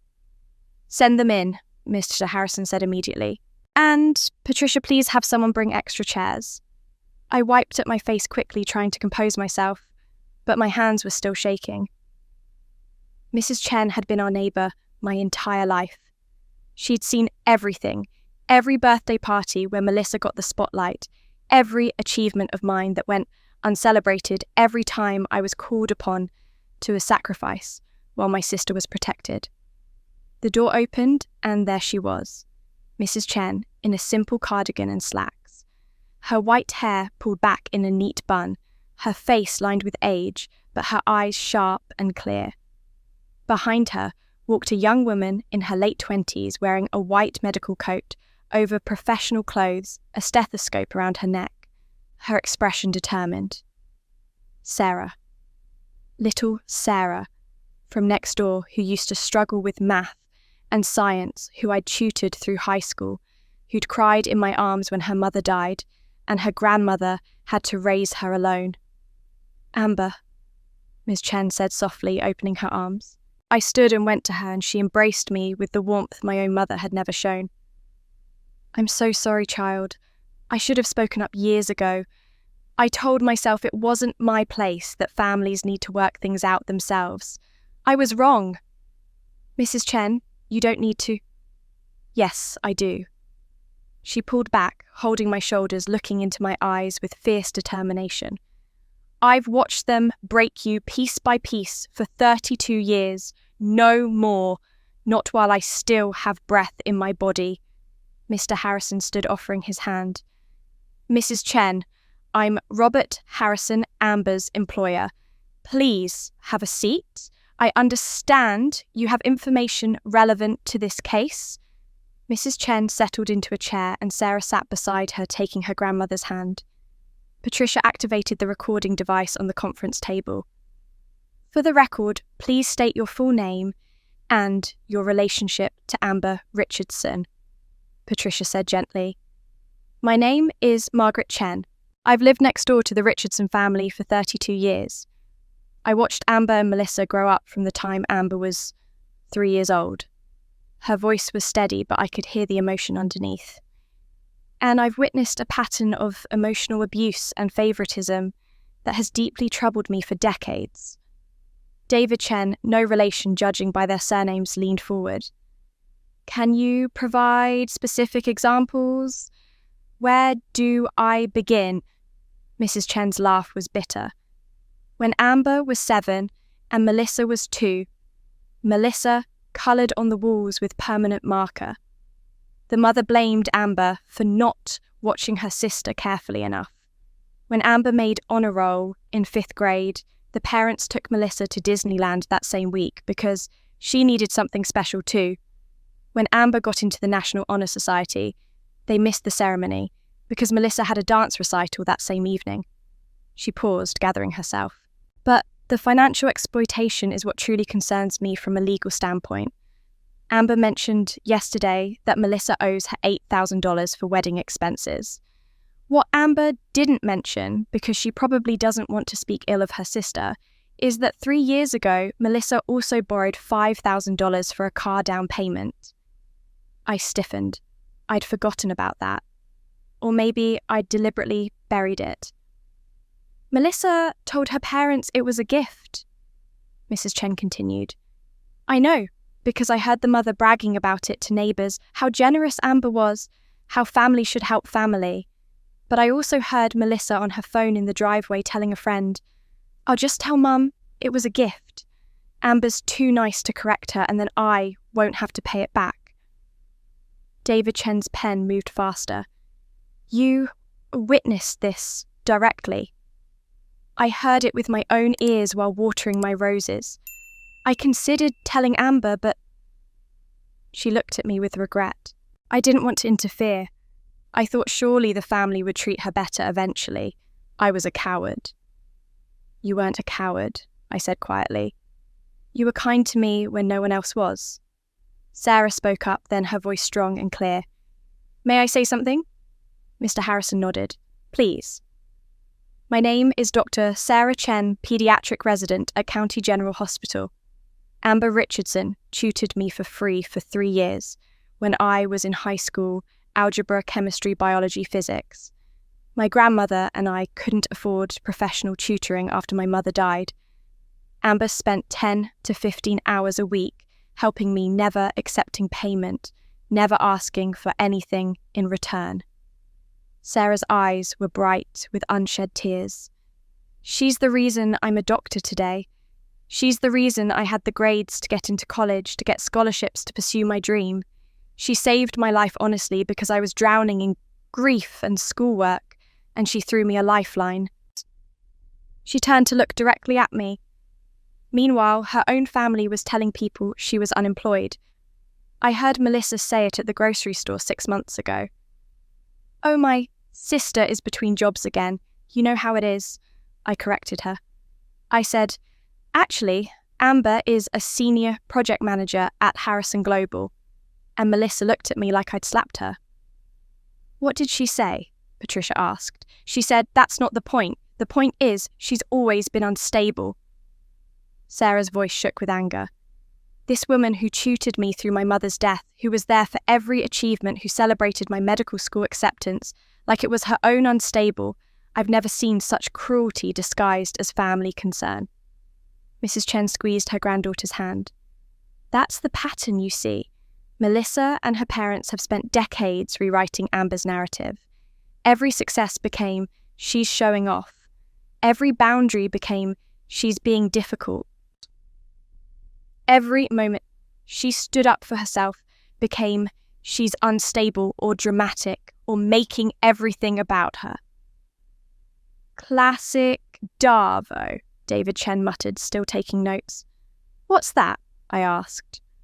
"Deny, attack, reverse victim and offender," he explained. "It's a manipulation tactic where the actual perpetrator claims to be the victim. In this case, Melissa destroys your property, but frames you as the one causing problems by being careless or dramatic." Mr. Harrison's expression had grown darker with each revelation. "Mrs. Chen, Dr. Chen, would you be willing to provide sworn statements to this effect? Possibly testify if this proceeds to court?" "Absolutely," Mrs. Chen said without hesitation. "Without question," Sarah agreed.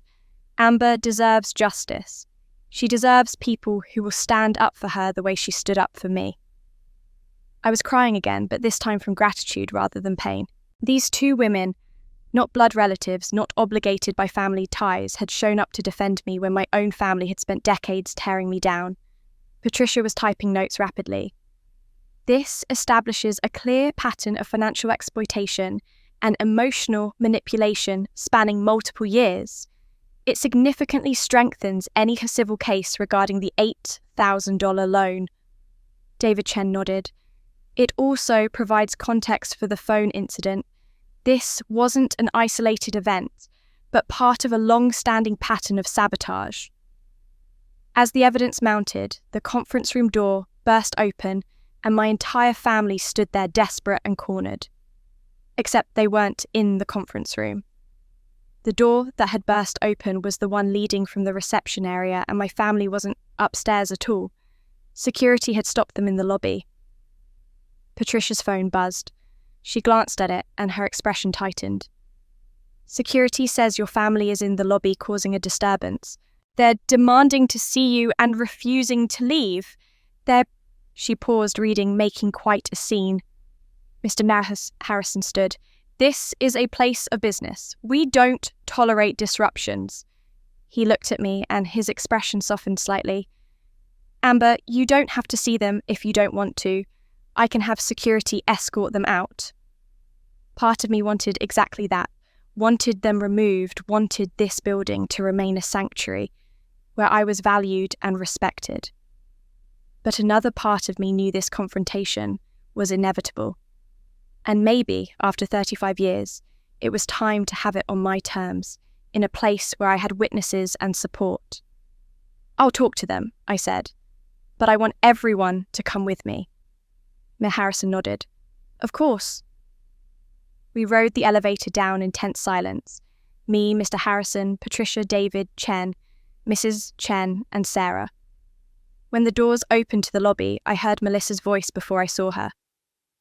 "Don't care what your protocols are. That's my sister up there, and she's lying about me, and I have a right to defend myself." The lobby of Harrison Global Solutions was designed to impress marble floors, soaring ceilings, modern art on the walls. About 20 employees were in the space, some arriving for work, some getting coffee from the cafe, all of them now stopped and staring at the spectacle unfolding near the security desk. Mum, Dad, and Melissa stood in a tight cluster, looking dishevelled and desperate. Mum's eyes were red from crying. Dad's shirt was wrinkled, his tie askew. Melissa still wore what looked like yesterday's clothes, jeans, and a sweatshirt, her hair unwashed, her face bare of makeup and blotchy from tears.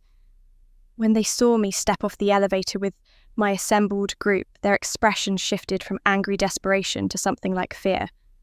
Amber, Mum rushed toward me, but Mr. Harrison stepped smoothly between us. Mrs. Richardson, I'm going to ask you to maintain a respectful distance from my employee. Your employee? She's my daughter. Mum's voice cracked. We just want to talk to her to explain... Explain what exactly? Patricia asked, her tone professional but cold.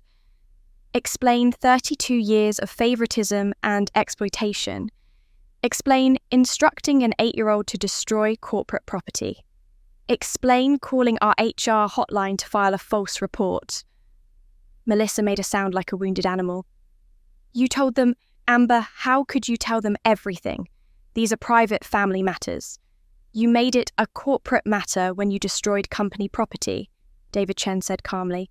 It was an accident. Melissa's voice rose to a near shriek, and several employees pulled out their phones. Liam is a child. You can't hold a child responsible for... We have your son's confession on record, Patricia interrupted. Shall I play it right here in front of all these people? Melissa went white, but then something in her snapped. The mask she'd been trying to maintain, the wronged sister, the concerned family member, shattered completely. Her face twisted with rage, and something that looked like years of accumulated resentment finally breaking free. You've always been jealous of me, she screamed, and the lobby went completely silent. Always. You hate that I'm prettier, that I found love, that I'm happy. You hate that people actually like me, that I have friends, that I have a life, that $8,000, you gave it to me. It was a gift. Now you're trying to ruin my marriage, destroy my reputation, take everything from me because you can't stand to see me happy. The accusations poured out in a torrent, and I realized this was what she actually believed. Somewhere in her mind, she'd rewritten history so completely that she genuinely thought I was the villain in our story. Melissa, I said quietly, and something in my tone made her stop. I have the text messages. I pulled out my phone and opened the thread from 26 months ago. I handed it to David Chen, who glanced at it, and then projected it onto his tablet for everyone to see. The messages were exactly as I remembered Melissa. Chrissy, I need a huge favour. Can I borrow $8,000 for wedding expenses? Jason's parents are covering most of it, but we're short for the venue deposit. Me. Of course. When do you need it? Melissa. By Friday? I know it's a lot. I'll pay you back in 6 months, I promise. Me. It's yours. Pay me back when you can. Family helps family. Melissa. Thank you so much. You're the best sister ever. I'll definitely pay you back. Then nothing. 26 months of silence followed by her angry texts from Saturday night. That says, pay me back when you can, Melissa said desperately. That means it was a gift. No, David Chen said, pulling up the legal definition on his tablet. That's an open-ended loan. You promised repayment in 6 months. You acknowledged it was a loan, not a gift. This is legally binding evidence of debt. Dad had been standing silently through all of this, his face growing paler with each revelation. Now he moved toward a bench against the wall and sat down heavily, as if his legs could no longer support him. Stop, he said, his voice barely above a whisper. Just stop. Everyone turned to look at him. He was staring at me, but it was like he was seeing me for the first time in his life, really seeing me, not the convenient daughter who could be called upon to solve problems, or the invisible child who didn't require attention. My God, he said, and his voice broke. We did this to you. Your whole life we did this. Mum rushed to him. Robert, don't. We're good parents. We tried our best. Did we? He looked up at her and I saw tears streaming down his face. Did we really? Because I just watched security footage of our grandson deliberately destroying corporate property after our other daughter, coached him to do it. I just heard about $8,000 we thought was a gift, but was actually a loan Melissa never intended to repay. I just heard that Amber gave up a scholarship to save your life, and we forgot about it within a month. Mum was crying now too, but I couldn't tell if it was remorse or self-pity, or just the horror of watching their family's dysfunction exposed in a corporate lobby with witnesses recording everything. "I'm sorry," Dad said, looking at me. "I'm so sorry. I don't know when we stopped seeing you as a person and started seeing you as a resource to be used. But you deserved better. You deserved so much better." It was the first real apology I'd ever received from him. And it hurt almost more than the years of neglect because it proved he was capable of understanding he just hadn't cared enough to look until the consequences became impossible to ignore. Then, CEO Harrison made a statement that would change the trajectory of my entire life. Mr. Harrison stepped forward into the center of the lobby, commanding attention the way he did in boardrooms with billion-dollar deals at stake. The remaining conversations died instantly. Even the employees who'd been pretending not to watch stopped all pretense and turned to listen. "Amber Richardson," he said, his voice formal but warm, "has been with Harrison Global Solutions for 7 years. In that time, she's managed projects worth over $200 million, maintained a perfect security record, and earned the trust and respect of everyone she's worked with, including our most demanding international clients." The Nakamura executives, I realized with a start, were standing near the elevator bank. They must have arrived for a morning meeting and walked into this circus. Mr. Tanaka gave me a small nod of acknowledgement. "The Employee of the Year award stands," Mr. Harrison continued, $50,000 plus the vacation package. No one, and I mean no one, is taking that away from you based on circumstances entirely beyond your control." He paused and his expression shifted to something more personal. "But there's something else I've been considering for several months now." My heart started pounding. "I'm offering you the position of National Operations Director, a role I've been saving for exactly the right person. Someone with impeccable judgment, unshakable integrity, and the ability to lead teams across multiple time zones and cultural contexts." He looked directly at me. "You've more than proven yourself, Amber. The position is yours if you want it." The lobby erupted in whispers. I heard fragments. "National Operations Director. That's C-suite level. And she's only 35. But they seem to come from very far away. National Operations Director. A position that would put me in the same room as CFOs and CTOs, that would give me a voice in company-wide strategy, that would be the culmination of everything I'd worked for since I'd abandoned that MBA scholarship 5 years ago." "However," Mr. Harrison said, and I braced myself, "the position requires relocation to our Chicago headquarters. Our national operations team needs to be centralized, and Chicago is our second largest office. You'd need to be on site 4 days per week with 1 day remote. It's a significant life change, and I want you to make this decision with full information." Chicago, 1,000 miles from the family that had spent 35 years taking me for granted. 1,000 miles from the sister who'd poisoned her own child against me. 1,000 miles from the parents who'd finally apologized only when the consequences of their favoritism became publicly humiliating. "You have 48 hours to decide," Mr. Harrison concluded. "But, Amber, I want to be clear. This offer stands regardless of what happens with the civil case against your family.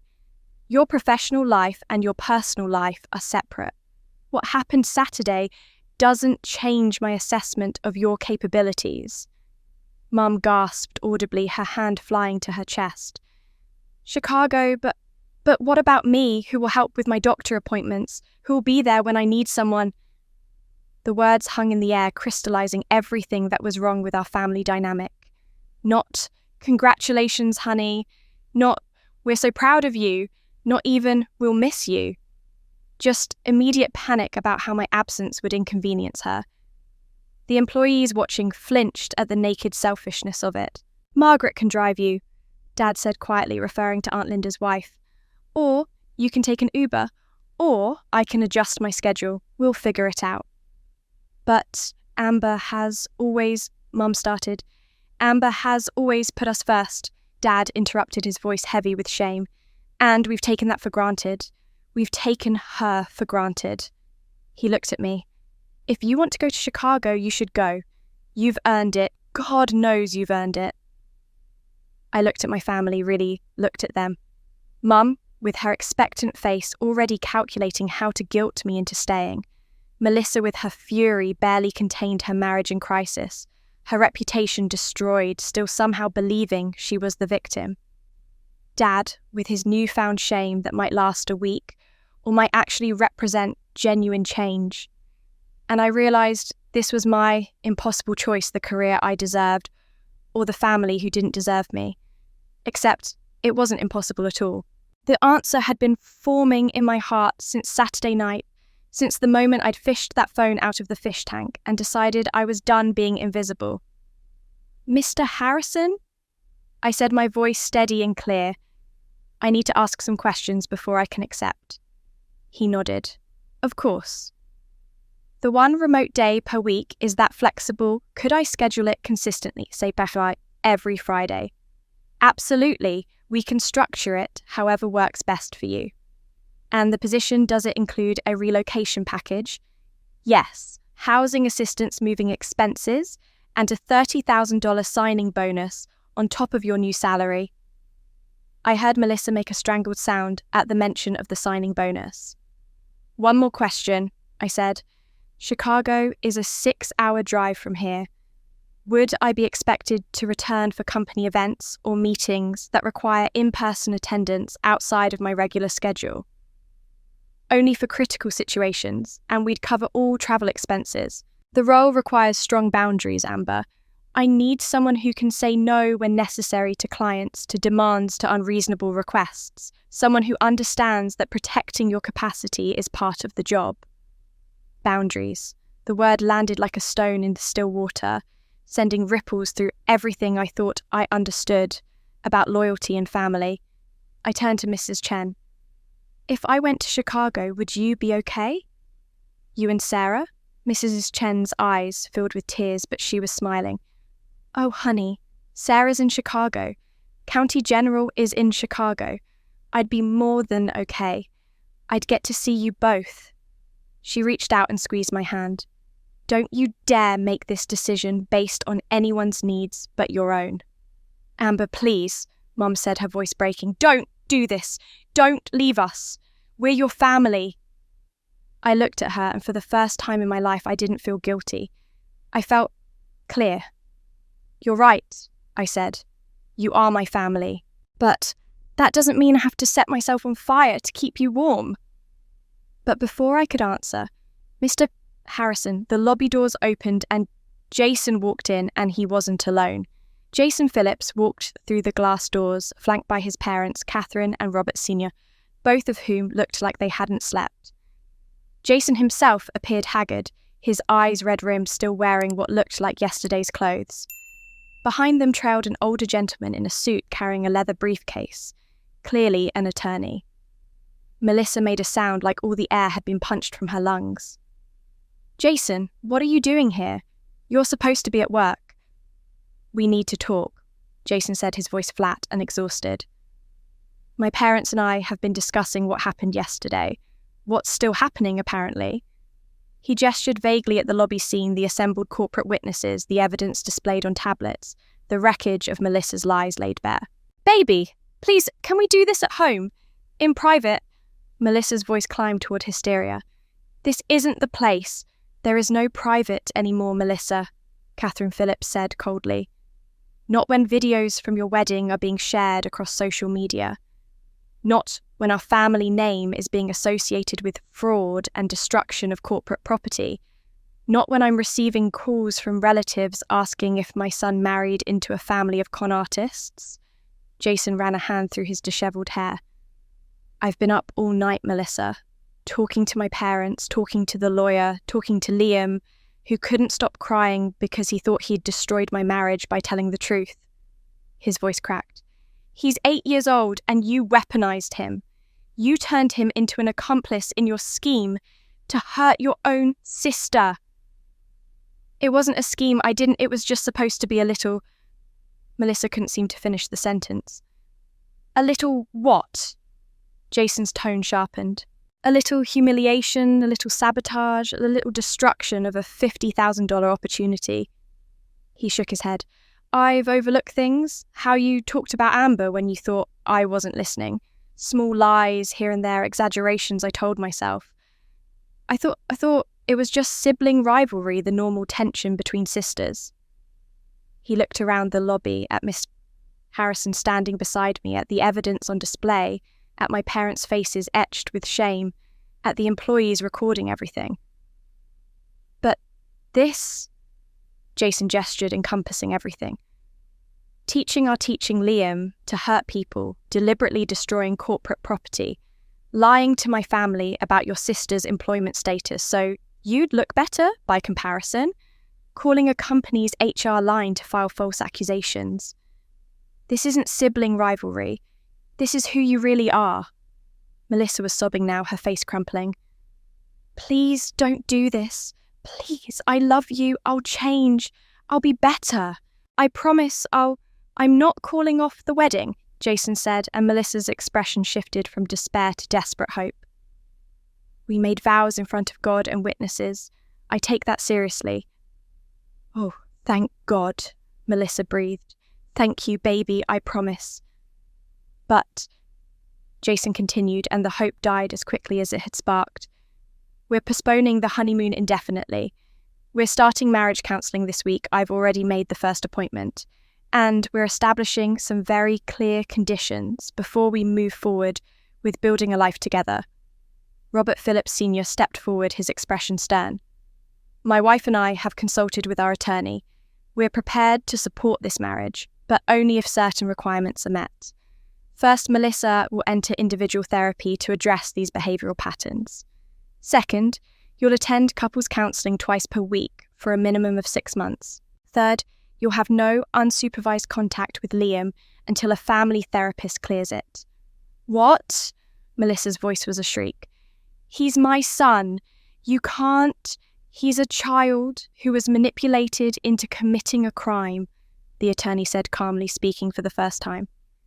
Child Protective Services has been notified per mandatory reporting requirements given the circumstances.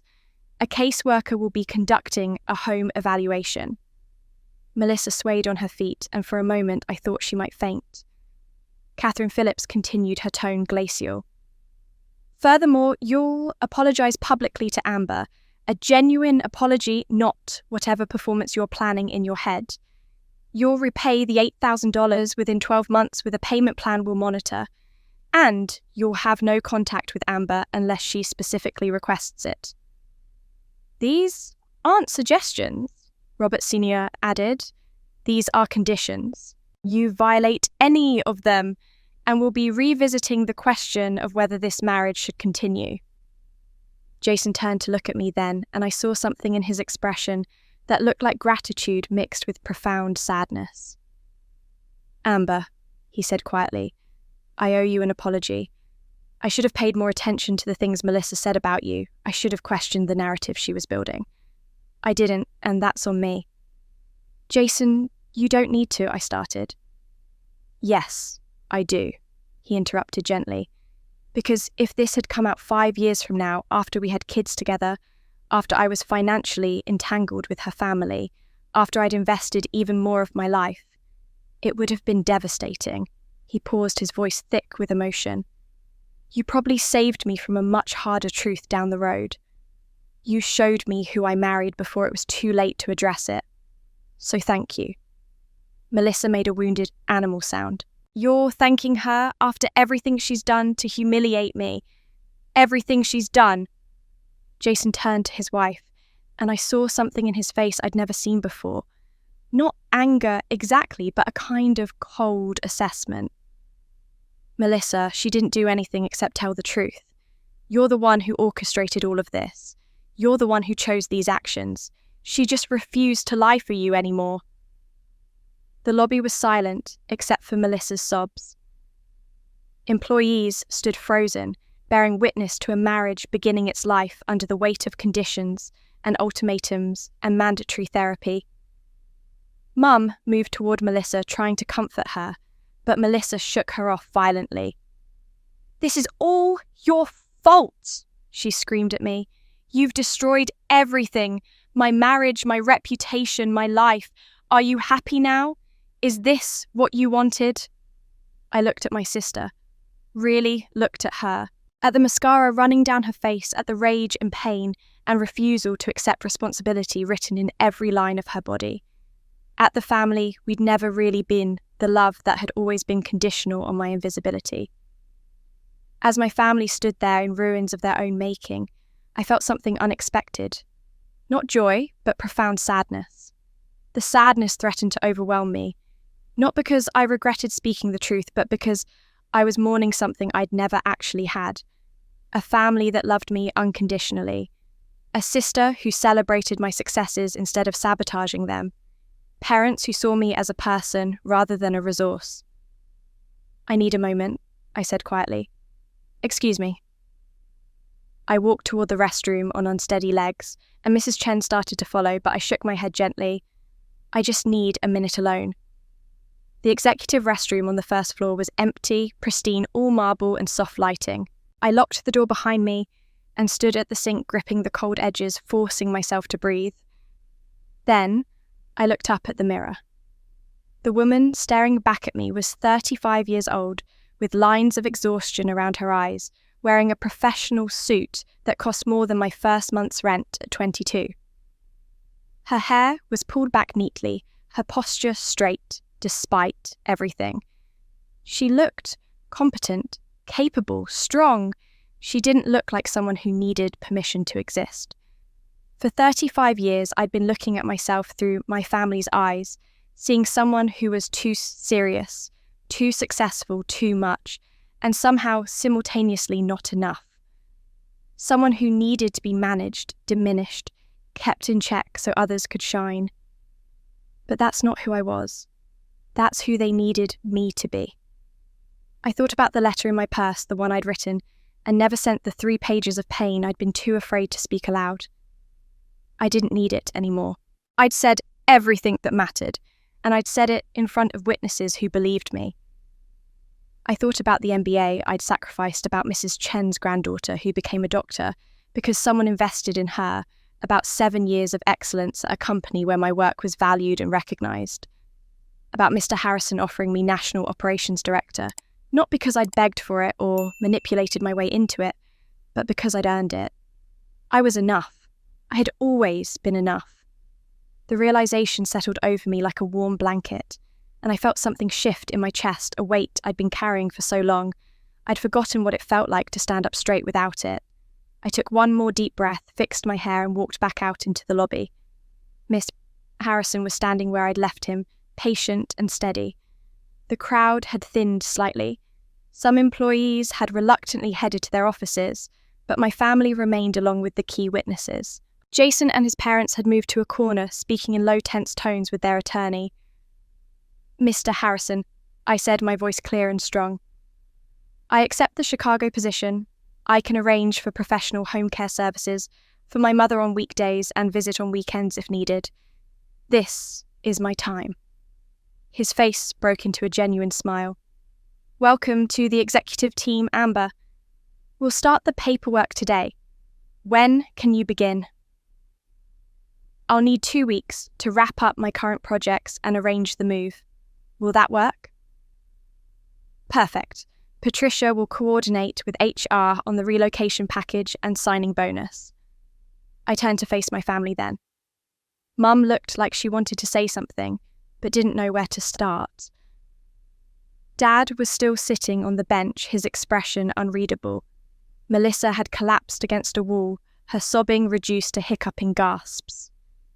"Mum, Dad, Melissa," I said, and my voice was calm, steady, not angry, but not apologetic either. "I love you all, I do, but I'm done being your emotional support system while you tear me down.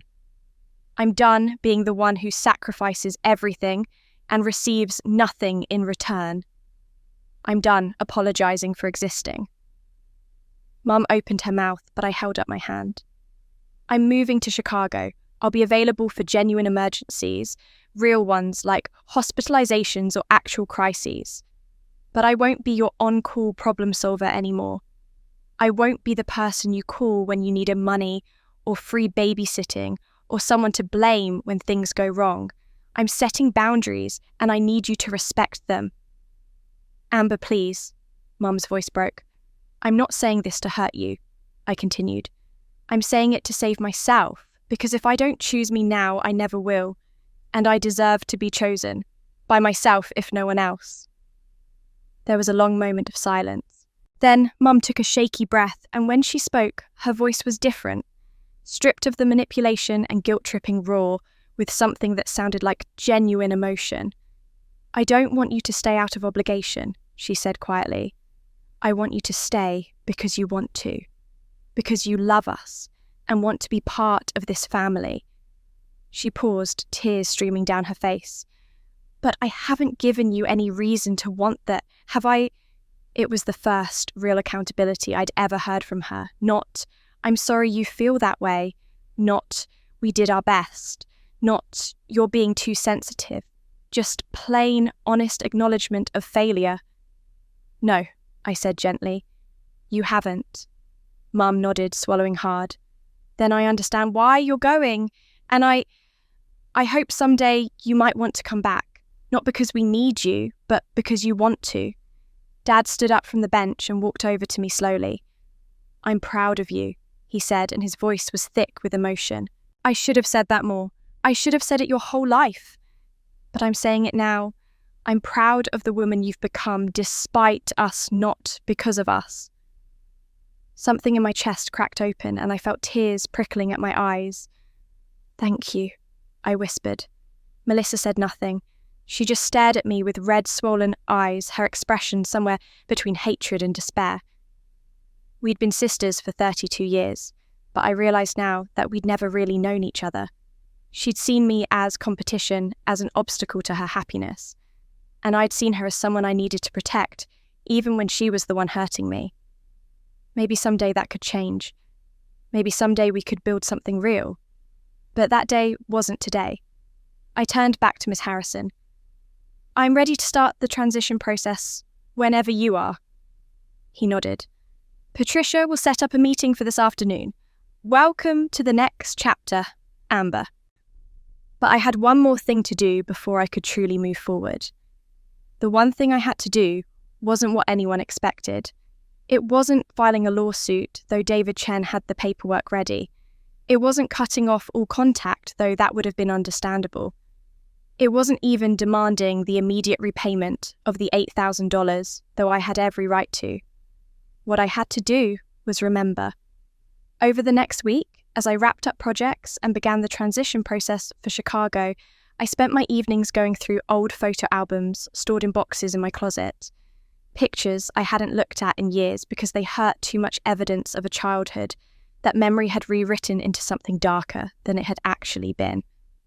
There was Melissa, at 5 years old, gap-toothed and laughing, holding up a drawing she'd made of the two of us as princesses. There was me at 10, one hand steadying a pink bicycle with training wheels, the other supporting Melissa's back as she learned to ride. The look on my face in that photo, pure joy at my sister's accomplishment, no resentment, no competition. There was Melissa at 10, crying into my shoulder during one of our parents' explosive fights, my arms wrapped around her protectively. I was 15 in that photo, gangly and awkward, but my face showed fierce determination. I would protect her no matter what. There were birthday parties where we'd worn matching dresses, holiday mornings where we'd opened presents together, genuinely happy for each other's gifts. A photo from Melissa's middle school graduation where I was cheering louder than anyone, so proud of my little sister. Somewhere along the way, we'd lost this. Or maybe it had been taken from us by parents who'd turned love into a competition, who'd taught Melissa that my success diminished her worth, who'd shown me that sacrifice was the only currency that mattered. I spent an entire evening creating a photo album, not a digital file, but an actual physical album with careful placement and handwritten captions. Then I wrapped it in beautiful paper and wrote a letter on my best stationery. 1 week after the lobby confrontation, I mailed it to Melissa's apartment. The letter read, "Melissa, I'm not sending this to hurt you or to guilt you. I'm sending it to remind you of who we used to be before the comparisons, before the competition, before everything that came between us. The little girl in these photos loved her big sister. She ran to me when she was scared. She trusted me to teach her things and protect her. I still love that little girl. I can see her sometimes in your eyes, buried under years of resentment and insecurity that our parents fed like kindling to a fire. But the woman you've become, I don't know her and I can't have her in my life right now. That woman lies and manipulates. That woman uses her own child as a weapon. That woman would rather destroy someone else than build herself up. I'm setting boundaries not because I hate you, but because I love myself enough to protect my peace. I'm moving to Chicago not to punish you, but because I deserve to build a life where I'm valued. If you ever find your way back to who you were, kind, honest, loving, I'll be here. But I won't watch you destroy yourself and everyone around you. This is me loving you enough to let you face the consequences of your choices. This is me hoping that those consequences will help you find your way back to the sister I remember. The photos are yours to keep.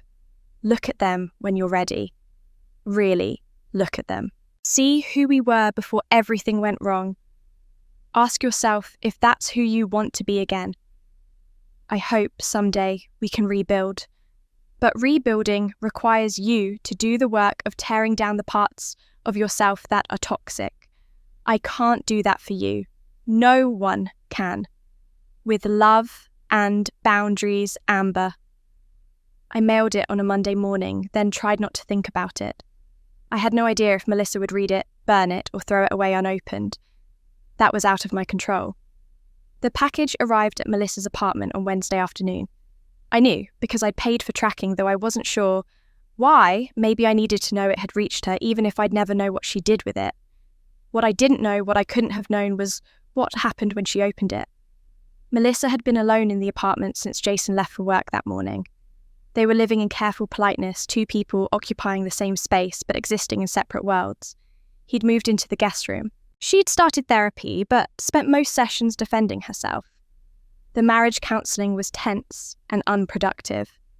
She'd received dozens of packages that week, returns of wedding gifts from guests who'd witnessed the disaster bills, from vendors, certified letters from lawyers. She almost didn't open the one from me, almost threw it away unopened, convinced it was more legal documents or evidence being compiled against her. But something made her unwrap it carefully, her hands shaking. When she saw the photo album, she froze. When she opened it to the first page, the two of us as princesses, her drawing preserved behind plastic, something inside her cracked. She read my letter standing up, then read it again sitting down, then read it a third time lying on the couch with tears streaming down her face. Not the manipulative tears she'd cried in the lobby, not the angry tears she had shed while blaming everyone but herself. Real tears. Grief tears. The kind that come from recognizing something precious that you've destroyed with your own hands. She spent the rest of the afternoon looking at the photos, remembering who she'd been before jealousy poisoned everything. Remembering how safe she'd felt with me, how proud I'd been of her, how much she'd loved having a big sister. And for the first time since this all began, Melissa whispered 2 words into the empty apartment. "I'm sorry." She didn't call me, didn't text, didn't try to explain or defend or manipulate. She just sat with her grief and her shame, and the photos of two sisters who'd loved each other before everything went wrong. It was a beginning, not of reconciliation that would take years if it came at all, but of genuine accountability, which was the only foundation that reconciliation could ever be built on. I didn't know any of this at the time. I was already in Chicago, already starting my new life. 3 months passed, and Chicago became the home I never knew I was searching for. My apartment in Chicago overlooked Lake Michigan from the 23rd floor, all floor-to-ceiling windows and natural light. It was smaller than my condo back home had been, but it felt bigger, somehow uncluttered by memories, unburdened by the weight of proximity to people who'd spent decades making me feel small. The National Operations Director role had turned out to be everything Mr. Harrison had promised and more. My team spread across 12 cities and 3 time zones actually listened when I spoke in meetings. My ideas weren't just heard, they were implemented, refined, celebrated. Last week, I'd presented a restructuring proposal to the executive board, and the CFO had called it the most innovative operational framework he'd seen in 20 years. I was working on the biggest project of my career, the full integration of the Nakamura partnership, coordinating teams across 4 countries, managing a budget that made my hands shake the first time I saw the numbers. And I was loving every minute of it. Tonight, I was hosting my first dinner party in the new apartment. Nothing fancy, just 7 place settings at the table I'd bought from a vintage shop in Wicker Park, mismatched chairs that somehow worked together, flowers from the farmer's market in mason jars. The doorbell rang at 6:30 and Sarah arrived first, still in her scrubs from her shift at County General, holding a bottle of wine and grinning. "I still can't believe you live 10 minutes from my hospital. This is the best thing that's ever happened to me." Mrs. Chen arrived next, driven by a neighbour carrying a container of her famous dumplings that I'd been craving since childhood. She looked around my apartment with approval, nodding at the way I'd arranged furniture to maximise the view. "You've made a beautiful home, Amber. I'm so proud of you." My colleagues from Harrison Global, James and Priya, both senior managers who'd become genuine friends over the past 3 months, showed up together bearing expensive cheese and stories about our CFO's latest eccentric email. They fit into my life here easily, naturally, without the eggshell walking I'd done around my family for years. The last to arrive was Rebecca, whom I'd met at my gym during a particularly brutal spin class. She worked in marketing for a non-profit and had the kind of easy confidence I was learning to cultivate in myself. We'd started getting coffee after workouts, and somewhere along the way, she'd become someone I could talk to about anything. As everyone settled around the table, passing dishes and pouring wine, the conversation flowed like water stories, about work debates, about the best pizza in Chicago. Sarah recounting a particularly dramatic ER case, James doing a spot-on impression of our CFO's accent. Rebecca noticed it first. "Hey, why is there an extra place setting? Are we expecting someone else?" Everyone turned to look at the 8th chair, the empty plate and unused silverware. I debated whether to include it, whether it would seem dramatic or pretentious. But it felt important somehow, a physical acknowledgement of something I was still processing. "It's for the people who used to matter but don't fit in my life anymore," I said simply. "I don't wish them harm, I just wish them well from a distance." There was a moment of quiet, as everyone absorbed this. Then Mrs. Chen reached over and squeezed my hand. "That's very wise, dear, very mature." "My therapist would be proud," I said with a slight smile. I'd started seeing Dr. Martinez 6 weeks ago once a week, working through 3 decades of being the invisible daughter. It was hard work, painful work, but necessary work. The conversation moved on naturally, but I found myself thinking about that empty chair through the rest of dinner, about the people it represented, not just my family, but old versions of myself too. The woman who'd apologised for existing. The daughter who'd set herself on fire to keep others warm. The sister who'd carried other people's shame. She deserved a place at this table, too honoured but not invited back. After dinner, while loading the dishwasher, I checked my phone out of habit. 47 missed calls from Melissa over the past 3 months, clustering heavily in the first few weeks before tapering off. I'd blocked her number after the 30th call, then unblocked it a week later, then just stopped answering. She'd left voicemails, some angry, some pleading, some that sounded like genuine attempts at apology. I'd deleted most of them without listening. But there was one voicemail from Mum left 2 days ago that I had listened to. 3 times, actually. "Amber, sweetheart, I don't expect you to call back. I know you need space and you've earned it. I started therapy. Real therapy with a psychologist Dr. Martinez recommended when I called asking for help." Her voice cracked. "Not for you, for me. I'm learning about the favoritism I showed, about how I let my own insecurities poison the way I treated you. I'm learning that being a mother means more than just keeping everyone comfortable. It means seeing your children as individuals, not as roles to fill." There was a long pause, the sound of her breathing. "I don't expect forgiveness. I don't even know if I deserve the chance to try. But I wanted you to know, I'm trying to change. I'm trying to understand how I failed you so completely, and I'm..." Another pause, longer this time. "I'm proud of you, for leaving, for choosing yourself, for showing me that love without respect isn't really love at all."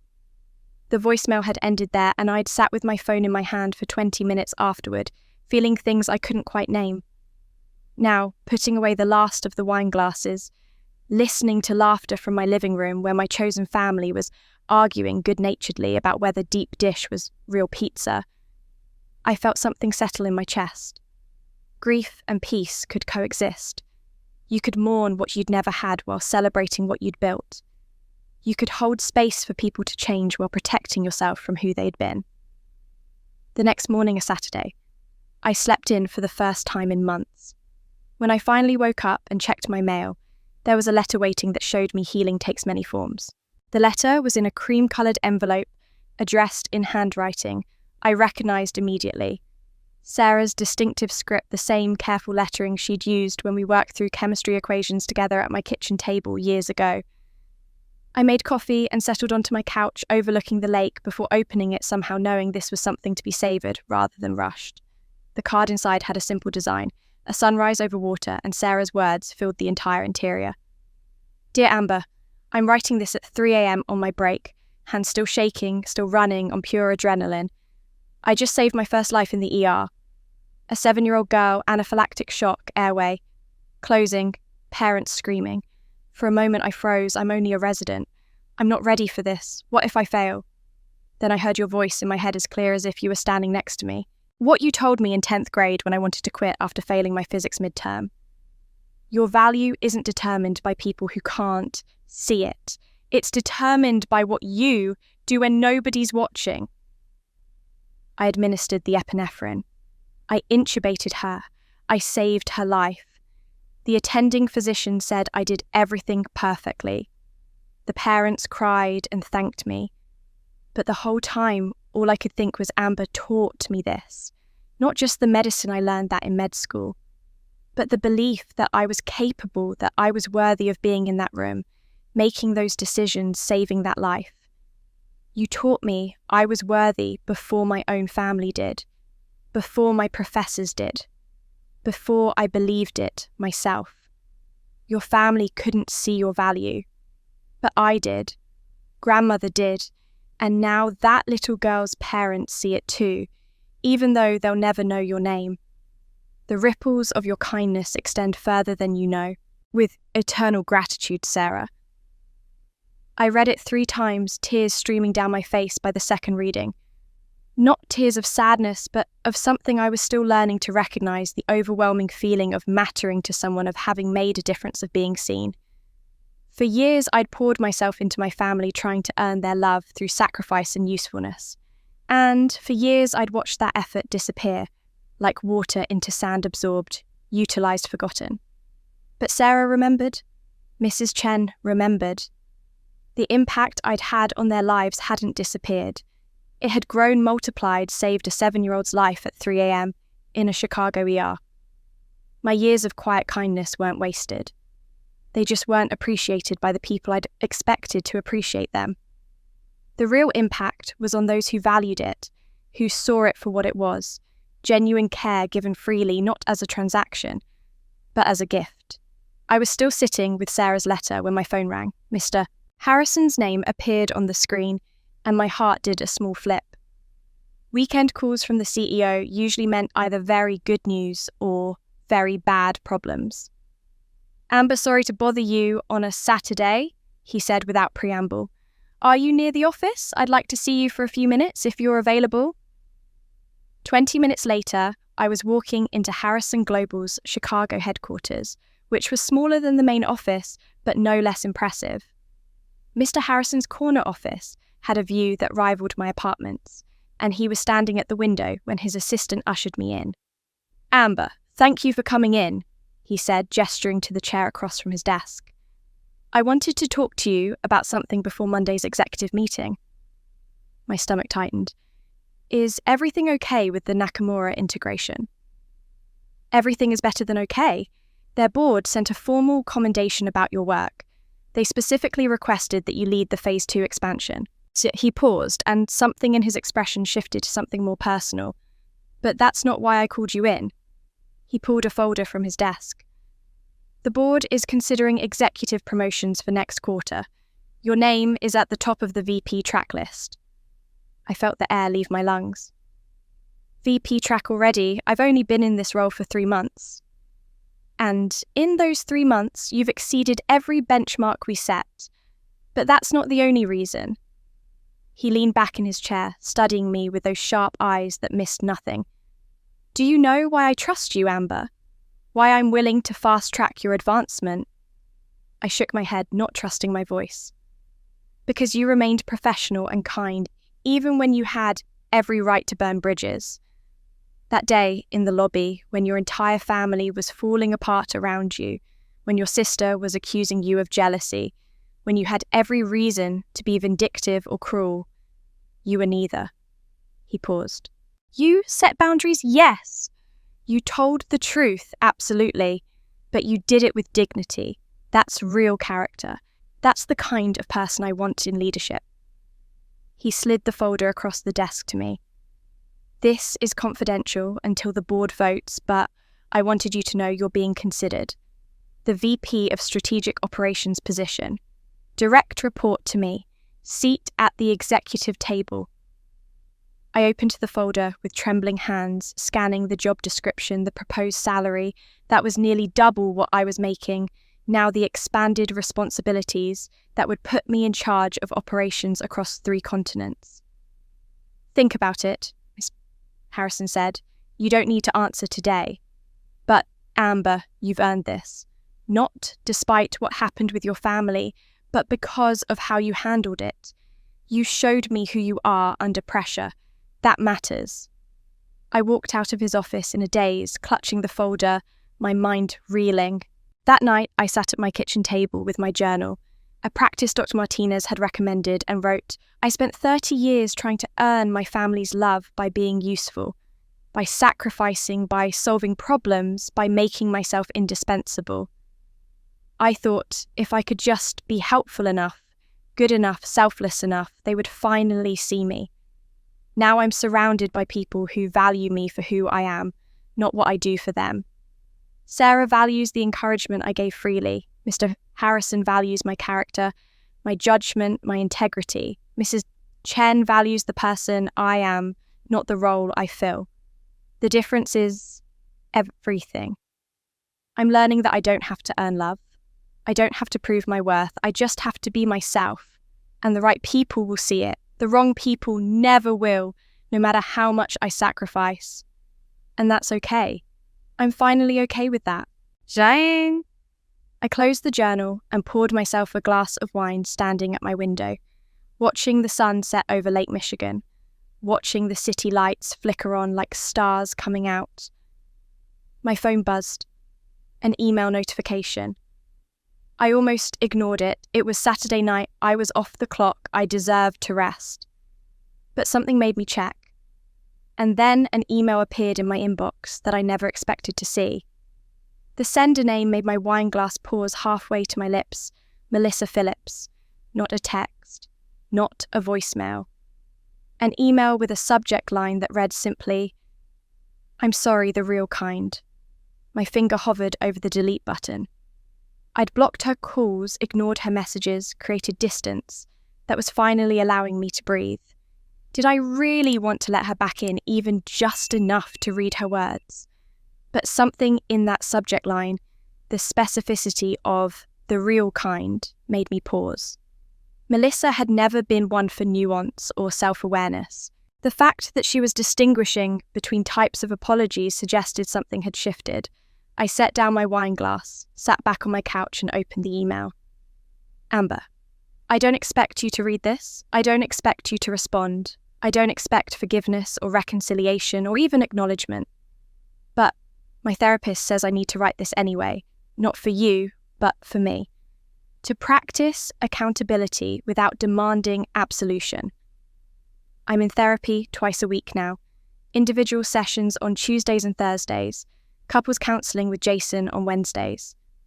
It's court mandated as part of the conditions for my marriage to continue, but somewhere around week 4, it stopped being something I was forced to do and started being something I needed. My therapist, her name is Dr. Patricia Ramos, helped me see something I've been refusing to look at for 32 years. I've been competing with you since we were kids, because Mum and Dad made everything a competition. Every achievement was measured against someone else's. Every bit of attention was a scarce resource to be hoarded. Every moment you succeeded felt like proof that I was failing. I made you the enemy when you were only ever trying to be my sister. I can see it now in the photos you sent, the ones I've been looking at every night for 3 months. The way you looked at me when I learned to ride a bike. The way you held me when I cried during Mum and Dad's fights. There was no competition in your eyes. No resentment, just love. And I repaid that love by spending decades trying to diminish you. I'm not asking for forgiveness. I don't deserve it. I'm not even asking you to respond to this email. I just needed you to know that I'm facing what I did. Really facing it, not making excuses or blaming anyone else. I taught my son to hurt you. I coached an 8-year-old child to destroy property and cause pain because I was jealous of your success. That's not Mum's fault. That's not Dad's fault. That's mine. I stole from you. Not once, but twice. $8,000 for the wedding, $5,000 for the car. I convinced myself you were rich enough that it didn't matter, that family doesn't keep score, that you owed me somehow for being the successful one. Those are lies I told myself to justify taking advantage of your generosity. I lied about you. To Jason's family, to our relatives, to anyone who would listen. I said you were unemployed, unstable, jealous. I rewrote your story to make mine look better. I can see now that I was trying to tear you down because I didn't know how to build myself up. Those are my choices, not my childhoods, not our parents, mine. Dr. Ramos asked me what I would tell Liam if he treated someone the way I treated you. I couldn't answer, because I would be horrified if my son became the person I've been. So I'm working on changing. Not performing change to get you back or to save my marriage, but actually changing who I am at a fundamental level. I checked my bank account this morning and you should see a deposit of $8,000. It took 3 months of selling things, my designer purse collection, the Tiffany jewellery from my bachelorette party, my wedding dress that I'll never look at without shame anyway. I took extra shifts at the boutique where I work. I skipped lunches and made coffee at home instead of buying lattes. It's paid. In full. 26 months late, but it's done. I'm also working on the $5,000 for the car. That will take longer, but I've set up automatic transfers of $200 a month to a savings account. In 2 years, I'll send you that too. You don't have to accept it, but I need to pay it back. For me. Jason and I are in intensive therapy around parenting. I'm learning that I used Liam the way Mum and Dad used us, as an extension of myself rather than as his own person. I'm learning to let him be kind without worrying it makes me look weak. I'm learning that his relationship with you doesn't take anything away from me. We had a supervised visit last week, the first time I've been alone with my son in 3 months. He asked about you. He said he misses the stories you used to read to him before bed. He said he's sorry for what he did, and he knows it wasn't a joke. I'm teaching him about accountability, about how saying sorry means changing behaviour, not just saying words, about how love isn't a competition. I wish someone had taught me those things 30 years ago. But they didn't, and I spent 3 decades hurting the person who loved me most. I don't know if you'll ever want a relationship with me again. I don't know if I deserve one. But I wanted you to know that the work I'm doing isn't about getting you back. It's about becoming someone who would deserve a sister like you if you ever decided to give me another chance. You were right about everything you were said in the lobby. I didn't want a sister. I wanted an audience. I wanted someone whose life made mine look better by comparison. But I'm learning to want different things now. To build instead of tear down. To celebrate instead of compete. To love instead of envy. It's hard work. Some days I fail. Some days I catch myself making comparisons or feeling resentful when good things happen to other people. But I'm trying. Really trying. Thank you for the photos. Thank you for the letter. Thank you for setting boundaries that forced me to look at who I'd become. And thank you for being the kind of sister who taught a scared little girl to ride a bike, even though that little girl would grow up to hurt you in ways I'll spend the rest of my life trying to make right. I don't expect a response. I just needed you to know. Melissa. I read it once, then twice, then a third time, searching for the manipulation I'd learned to expect. The guilt trips, the subtle blame shifting, the performance of accountability that was really just another way to make me the bad guy. But I couldn't find it. The email was raw and honest in a way I'd never seen from Melissa before. She wasn't asking for anything. She wasn't making excuses. She was just facing what she'd done. I checked my bank account, $8,000 deposited 3 hours ago. The money didn't fix anything. It didn't erase the years of exploitation or the wedding disaster or the poison she'd fed her son. But it was proof that her words weren't just words. She'd done something difficult, something that cost her without any guarantee that I'd even acknowledge it. That mattered. I sat with my laptop for a long time, cursor blinking in an empty reply field. Part of me wanted to respond immediately to tell her I saw the work she was doing to encourage it. Part of me wanted to delete the email and pretend I'd never read it. Part of me wanted to analyse every sentence for hidden manipulation. In the end, I did none of those things. Instead, I created a new folder in my email, labelled it Hope, and moved Melissa's message into it. Not forgiveness yet, maybe not ever, but acknowledgement that people can change, that my sister might be becoming someone I could one day know again. The folder sat there, one email, one possibility, one tiny seed of something that might grow into reconciliation if we both kept doing the work, or might not. And that was okay too. I closed my laptop and looked out at the Chicago skyline, the lights reflecting off Lake Michigan, like stars in water. Tomorrow, I'd call Don Martinez and talk about the email, about what I was feeling about weather and how to respond. But tonight, I just sat with it, with the grief and the hope and the complicated truth that healing isn't linear, that change takes time, that forgiveness is a process, not an event. 6 months after the wedding, I returned home for one specific reason.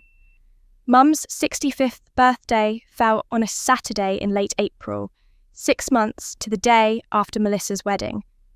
Dad had called 2 weeks prior, not to demand, not to guilt, but to ask. "Your mother's birthday is coming up," he'd said, his voice careful, respectful of the boundaries I'd drawn. "We're having a small gathering at the house, just family. You're welcome to come if you'd like, but we understand if you're not ready." The old Amber would have said yes immediately, rearranging her schedule booking. The flight, showing up because that's what good daughters do.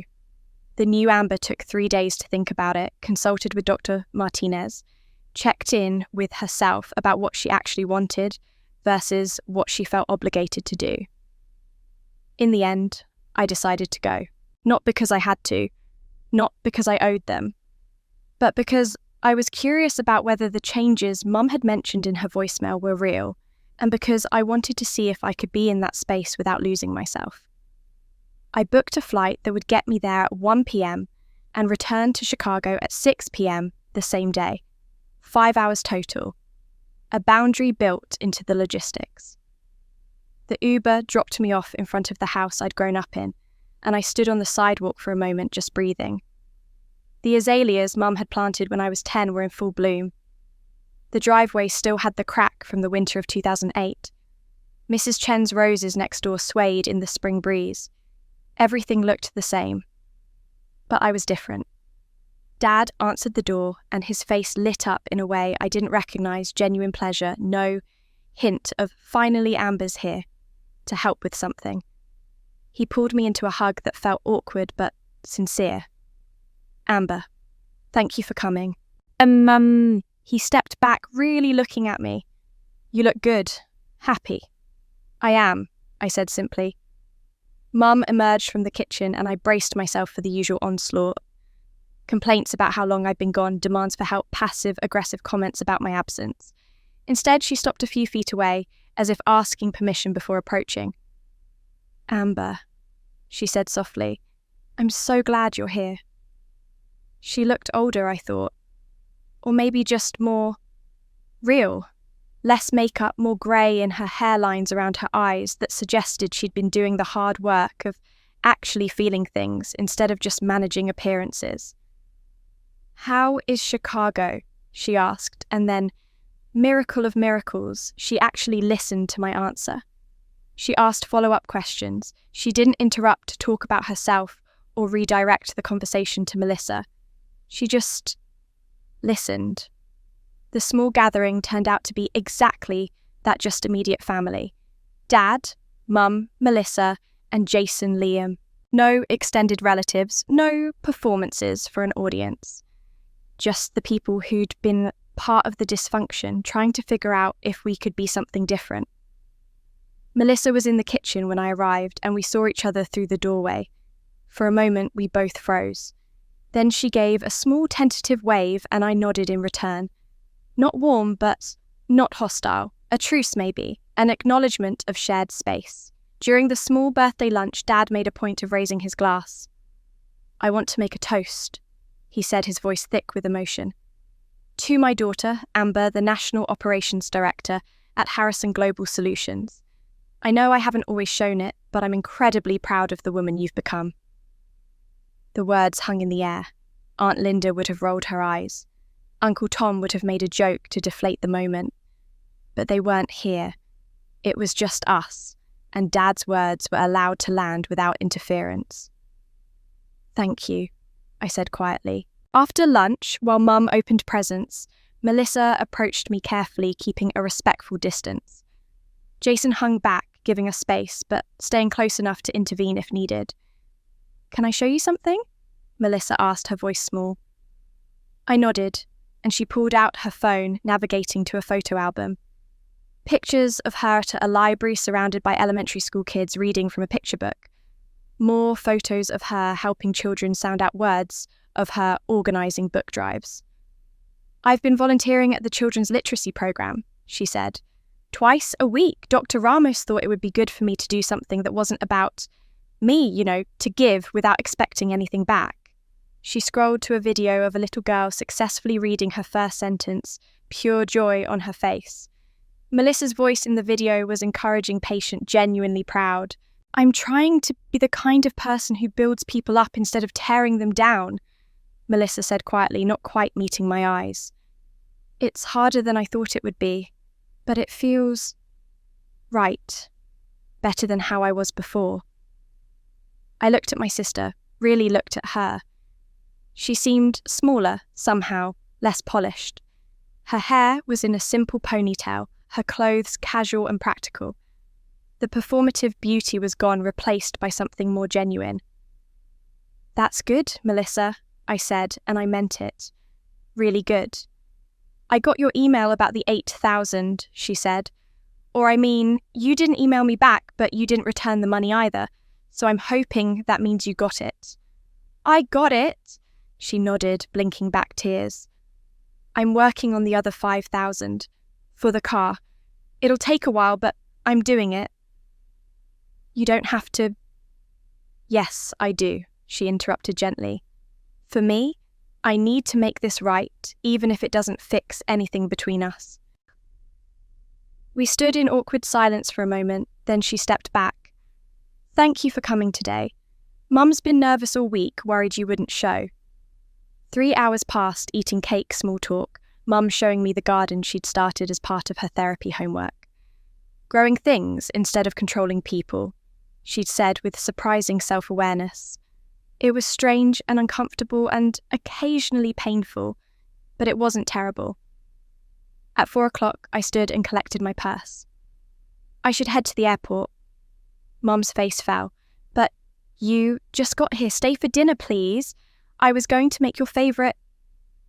Then she stopped herself mid-sentence, and I watched her physically reset. She took a breath, and when she spoke again, her voice was different. Thank you for coming, she said instead. I know you didn't have to. The fact that you chose to be here means everything to me. I hugged her, and she held on a moment longer than necessary, but not so long that it felt manipulative, just long enough to matter. I came because I wanted to, I said. I'm leaving for the same reason. It's not about you, it's about me taking care of myself. I understand, Mum said, and the remarkable thing was, I think she actually did. Dad drove me to the airport, and we talked about neutral things, his plans to retire in 2 years, my work with the Nakamura partnership, the Cubs' chances this season. Easy conversation, no pressure, no demands. You're doing good work in Chicago, he said as we pulled up to departures. Not just professionally.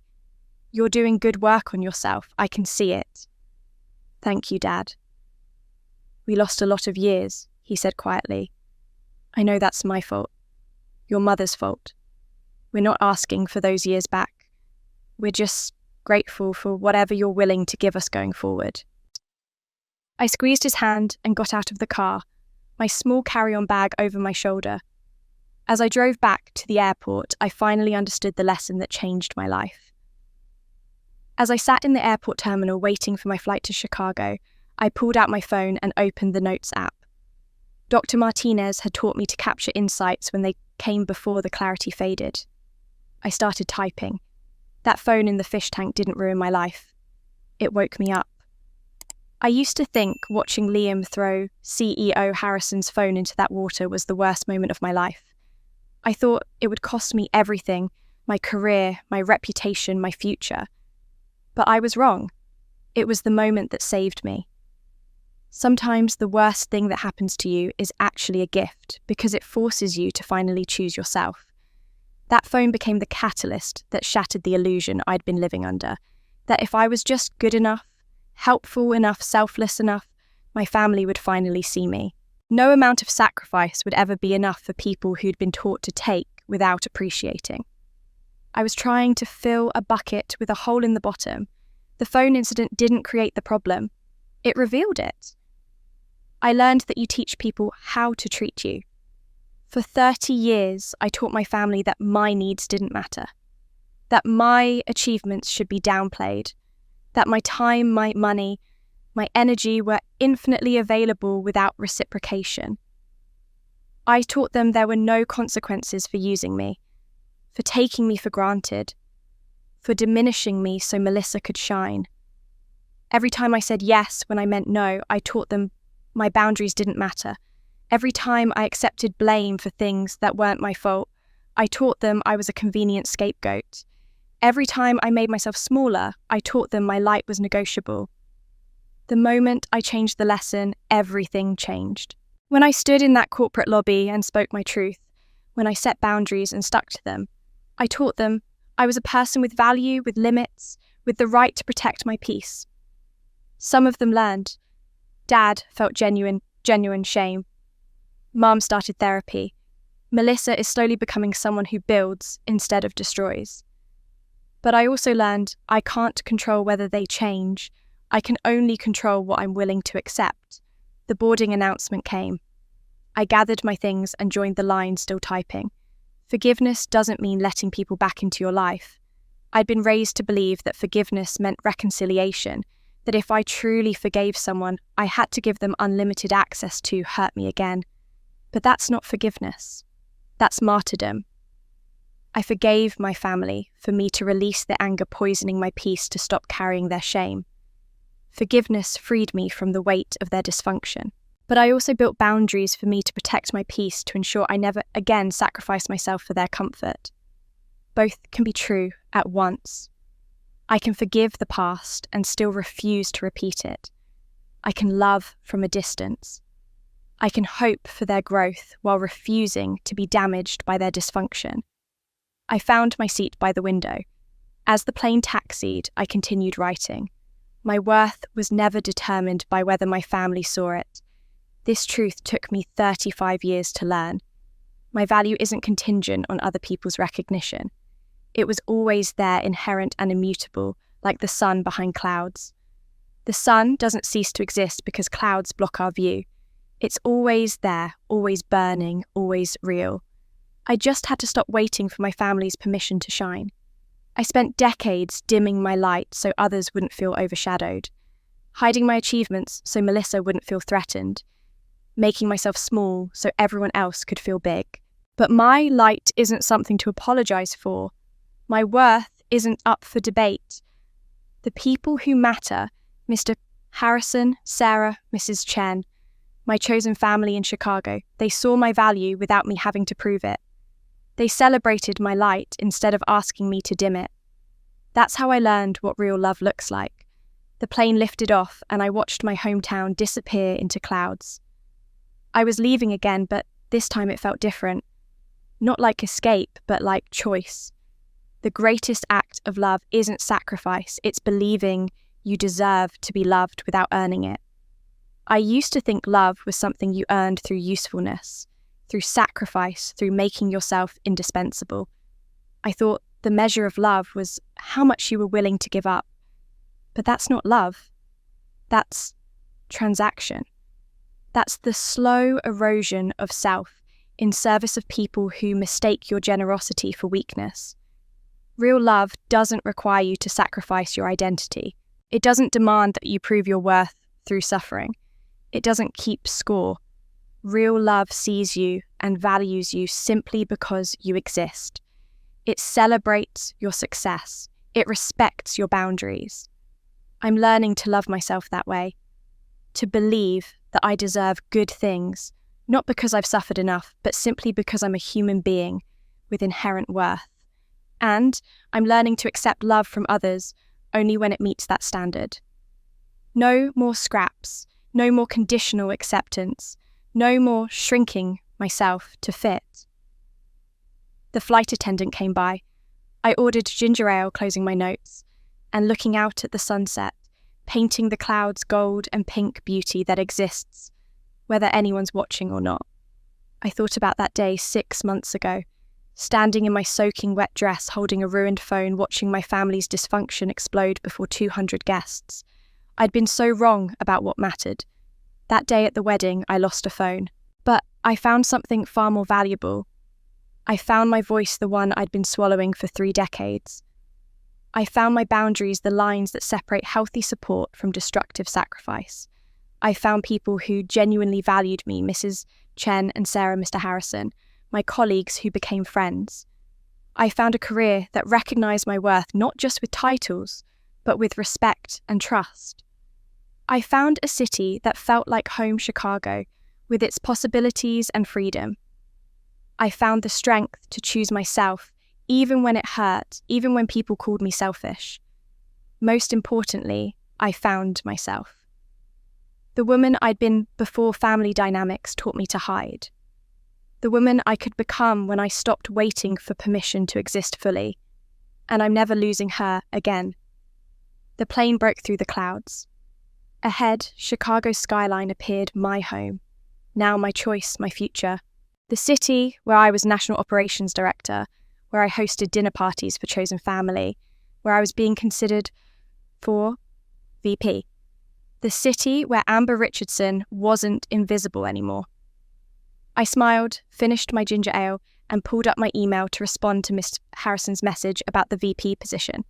My answer was yes. I just needed to believe I deserved to say it. If Amber's story resonated with you, if you've ever felt invisible in your own family, or struggled to set boundaries with people who should love you unconditionally, I want you to know you're not alone, and your feelings are valid. Sometimes the bravest thing you can do is choose yourself, even when it feels selfish, even when people call you difficult. Real love doesn't require you to shrink. Real family celebrates your light instead of demanding you dim it. What would you have done in Amber's situation? Would you have confronted your family publicly or handled it differently? Have you ever had to set boundaries with people you love? Drop your thoughts in the comments below. Your story might be exactly what someone else needs to hear today. If this story touched your heart, please hit that subscribe button and turn on notifications so you never miss our next emotional journey. Like this video if Amber's courage inspired you, and share it with someone who needs to hear that choosing themselves isn't selfish. Thank you for listening to Amber's story. Remember, you teach people how to treat you, and you deserve to be treated with the respect, kindness, and genuine love. Until next time, take care of yourself first, because you can't pour from an empty cup.